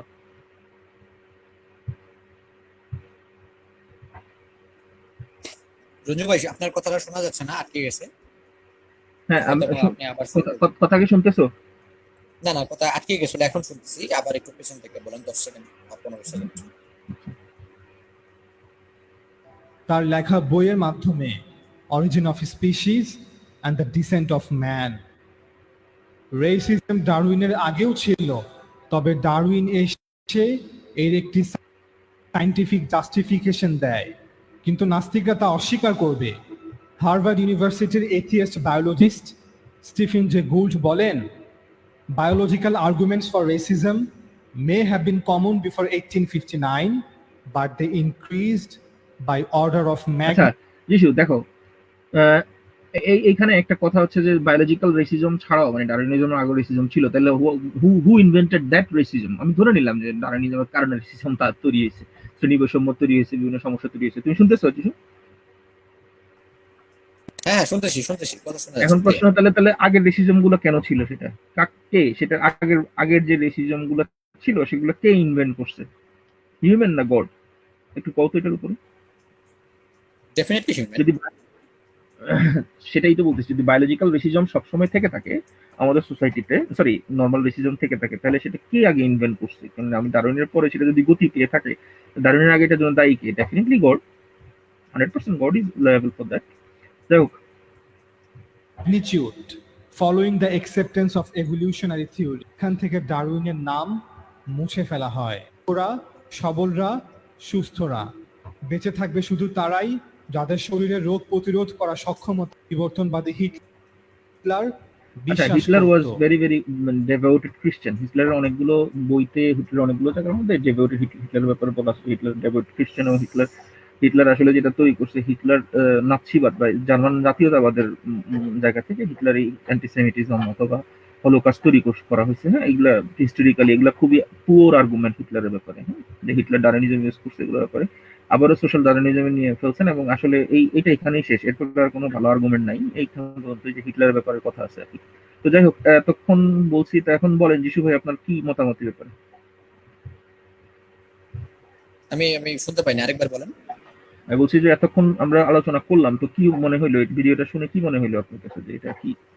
হ্যাঁ, এই তো এতক্ষণ আলোচনা করলেন খুব চমৎকার ভাবে। আপনি বিষয়গুলো খন্ড খন্ড ভাবে, অর্থাৎ প্রত্যেকটা ভুল নিয়ে যে সুন্দর বিস্তারিত ভাবে আলোচনা করলেন। এখান থেকে আমি তো মোটামুটি ভাবে যথেষ্ট পরিমাণ বুঝে গেছি যে এখানে যারা এই বিষয়গুলো সম্পর্কে একটু ভালোভাবে চালাকি করছে, হ্যাঁ, তারা কিন্তু এই ব্যাপারগুলো জানে। তারা কিন্তু ইন্টেনশনালি এই ব্যাপারগুলো পাবলিককে ভুল বুঝাচ্ছে শুধুমাত্র রিলিজিয়ান ব্যাপারটাকে এস্টাবলিশ করার জন্য। ঠিক আছে, এখন এখানে আমাদের অডিয়েন্স গুলা যারা আছেন তারা যদি একটু খেয়াল করে, ঠিক আছে, আজকে আপনি যেভাবে স্টার্ট করলেন ব্যাপারটা নিয়ে, এভাবে যদি আরো 2-4 জন এই ব্যাপারগুলোকে স্টার্ট করে বা এইভাবে এদের ভুলগুলো ধরিয়ে দেয় এবং বিস্তারিত আলোচনা সহজ যদি তাদেরকে ধরিয়ে দেয় পাবলিকের সামনে প্রেজেন্টেশন করে। এবং আমি আরো একটি ঘোষণা দিতে চাই, যদি এই ভিডিও যারা শুনতেছেন এটা যদি কখনো এই ভিডিওটা যারা তৈরি করেছেন তারা যদি কখনো এই ভিডিওটা কোনো ক্রমে যদি শুনে থাকেন, তাহলে আপনাদের প্রতি আহ্বান রইল, আপনারা যে কোনো সময় আমাদের সাথে আলোচনায় বসতে পারেন। আমরা সবসময় রেডি আপনাদের সাথে আলোচনা করার জন্য, যে কোনো সময়। এটা আমরা ঘোষণা দিলাম, প্লাস চ্যালেঞ্জও ছুড়ে দিলাম আপনাদের প্রতি। যদি কোনো সময় আপনারা আমাদের ভিডিওটা শুনে থাকেন, তাহলে অবশ্যই অবশ্যই আমাদের সাথে যোগাযোগ করতে পারেন অ্যাভেঞ্জার পেজে। আমরা আপনাদের সাথে এই বিষয়গুলো নিয়ে আলোচনা করতে পারি। এবং অডিয়েন্সদের উদ্দেশ্যে বলতে পারবো, আজকের আলোচনা থেকে আপনারা যতটুকু বুঝতে পারছেন, বা যতটুকু আমি জানি না রঞ্জু ভাই কতটুকু বুঝাতে সক্ষম হয়েছে, বা আমি কতটুকু বুঝতে সক্ষম হয়েছি, অথবা আমাদের অডিয়েন্স যারা আমাদেরকে শুনতেছে এতক্ষণ ধরে তারা কতটুকু বুঝতে সক্ষম হচ্ছে। কিন্তু যারা একটু বুঝতে অসুবিধা হচ্ছে, তারা পরবর্তীতে আরো দুই একবার শুনে নেবেন। এবং আপনাদের প্রতি রিকোয়েস্ট থাকলো যে বিবর্তন সম্পর্কে যে যতটুকু বিজ্ঞান ভিত্তিক, যতটুকু সায়েন্টিফিক জার্নাল থেকে, অর্থাৎ প্রুফ যেগুলো 100% স্টাবলিশ হয়েছে, বা যেগুলো মোটামুটি ভাবে স্টাবলিশ, হ্যাঁ, যে রেফারেন্স গুলো, যে এভিডেন্স গুলো, এগুলো একটু ঘাটিয়ে দেখেন এবং নিজেদের মাথাটা একটু ঘাটান। এবং এই সকল ভিডিও যারা তৈরি করতেছে, এদের মতো যারা সমাজের পণ্ডিত টাইপের আছে, যারা ভাতের বদলে কাঁঠাল পাতার খাই, এবং যারা আপনাদেরকে এইরকম ভাবে, হ্যাঁ, ভুল ভাল বোঝানোর চেষ্টা করে, আপনারা যদি এদের ভুলগুলো একটু নিরপেক্ষ পজিশন থেকে চিন্তা করে দেখেন, তাহলে মোটামুটি আপনাদের কাছে জলের মতো পরিষ্কার হয়ে যাবে ব্যাপারগুলা, যে তারা আপনাদেরকে কোন দিকে নিতে চাচ্ছে, সত্যের দিকে নাকি মিথ্যার দিকে, নাকি সেটাই। তাদের তারা যে বিষয়টাকে স্টাবলিশ করতে চাচ্ছে সেটার দিকে ধাবিত করতেছে। তো আমি মোটামুটি ভাবে এইটুকু বলতেছি, আমাদের ভিডিওটাও মোটামুটি অনেক লম্বা হয়ে গেছে, 1 ঘন্টা 42 মিনিট অলরেডি রানিং হয়ে গেছে। তো আমরা নেক্সট টাইম থেকে চেষ্টা করব, আমাদের কিছু টেকনিক্যাল গত কিছু প্রবলেম ছিল আমাদের, যার কারণে আজকে একটু সমস্যা হয়েছে। তো আমরা চেষ্টা করবো নেক্সট টাইম থেকে এই সমস্যাগুলো যেন এড়িয়ে চলতে পারি, এবং আমরা চেষ্টা করবো আরেকটু ভিডিওটা শর্ট করার জন্য। রঞ্জু ভাইকে আমি রিকোয়েস্ট করবো এই ব্যাপারে। তো ঠিক আছে, মোটামুটি ভাবে আমার যতটুকু বলা ছিল আমি মোটামুটি ভাবে বললাম। হ্যাঁ, আজকে হ্যাঁ, একটু রঞ্জু আমি ভাই। আমি আমি জানি না আমি কতটুকু বুঝাইতে পারছি, তবে আমি চেষ্টা করছি যে মানে ওনাকে পয়েন্টে পয়েন্টে ধরার জন্য, সে কারণে হয়তো একটু বড় হয়ে গেছে জিনিসটা। তো আশা করি পরের দিন থেকে আমরা আসলে এইরকম ধরবো না, ভাইটাল পয়েন্টগুলি আলাপ করবো। ওনার আরো ভিডিও আছে, এবং উনি সহ অন্যান্যরা যারা এইভাবে মানে একটা একটা গুরুত্বপূর্ণ একটা থিওরিকে শুধুমাত্র মেটাফিজিক্যাল বিলিভের কারণে এইরকম ধরনের এই ফলস ডাইলেমা বা অন্যান্য ফ্যালাসি তৈরি করে, সেটার জন্য করতেছে। এবং আমি ওনাকে যে বা যারা বা যে টিম এই ভিডিওটা বানাইছেন, আবার বলতেছে ভাইজান সাউন্ড ক্লিয়ার না, I don't know how can I make it clear. তো যেটা যারা বানাইছে তাদেরকে আমি বলবো যে ভাই আসেন আপনার আমাদের সাথে সাউন্ডটা বেজে বেজে আসতেছে, আপনার সাউন্ডটা বেজে বেজে আসতেছে, আটকে আটকে কথা। আসতেছে। আচ্ছা ঠিক আছে, তাহলে আজকে আমরা শেষ করে দিই, কারণ কেন আসতে বুঝতেছি না আমি। ঠিক আছে, আজকে শেষ করে দিই। ঠিক আছে, আজকে শেষ করে হ্যাঁ দিলাম। হ্যাঁ, এটাই মনে হয় ভালো হবে। ভালো থাকবেো, সবাই ভালো থাকবে, বাই। ঠিক আছে অডিয়েন্স, আপনারা যারা শুনলেন না তখন কষ্ট করে আমাদের সাথে যারা থাকলেন, আপনাদের সবাইকে অসংখ্য অসংখ্য ধন্যবাদ। নেক্সট টাইম আমরা যখন লাইভে আসবো অগ্রিম পোস্ট করে দিব, আপনারা চোখ রাখবেন অ্যাভেঞ্জার 2 পেজে। আর ধন্যবাদ সবাইকে, ভালো থাকবেন সবাই, সুস্থ থাকবেন সবাই। শুভরাত্রি, শুভকামনা রইল সবার প্রতি।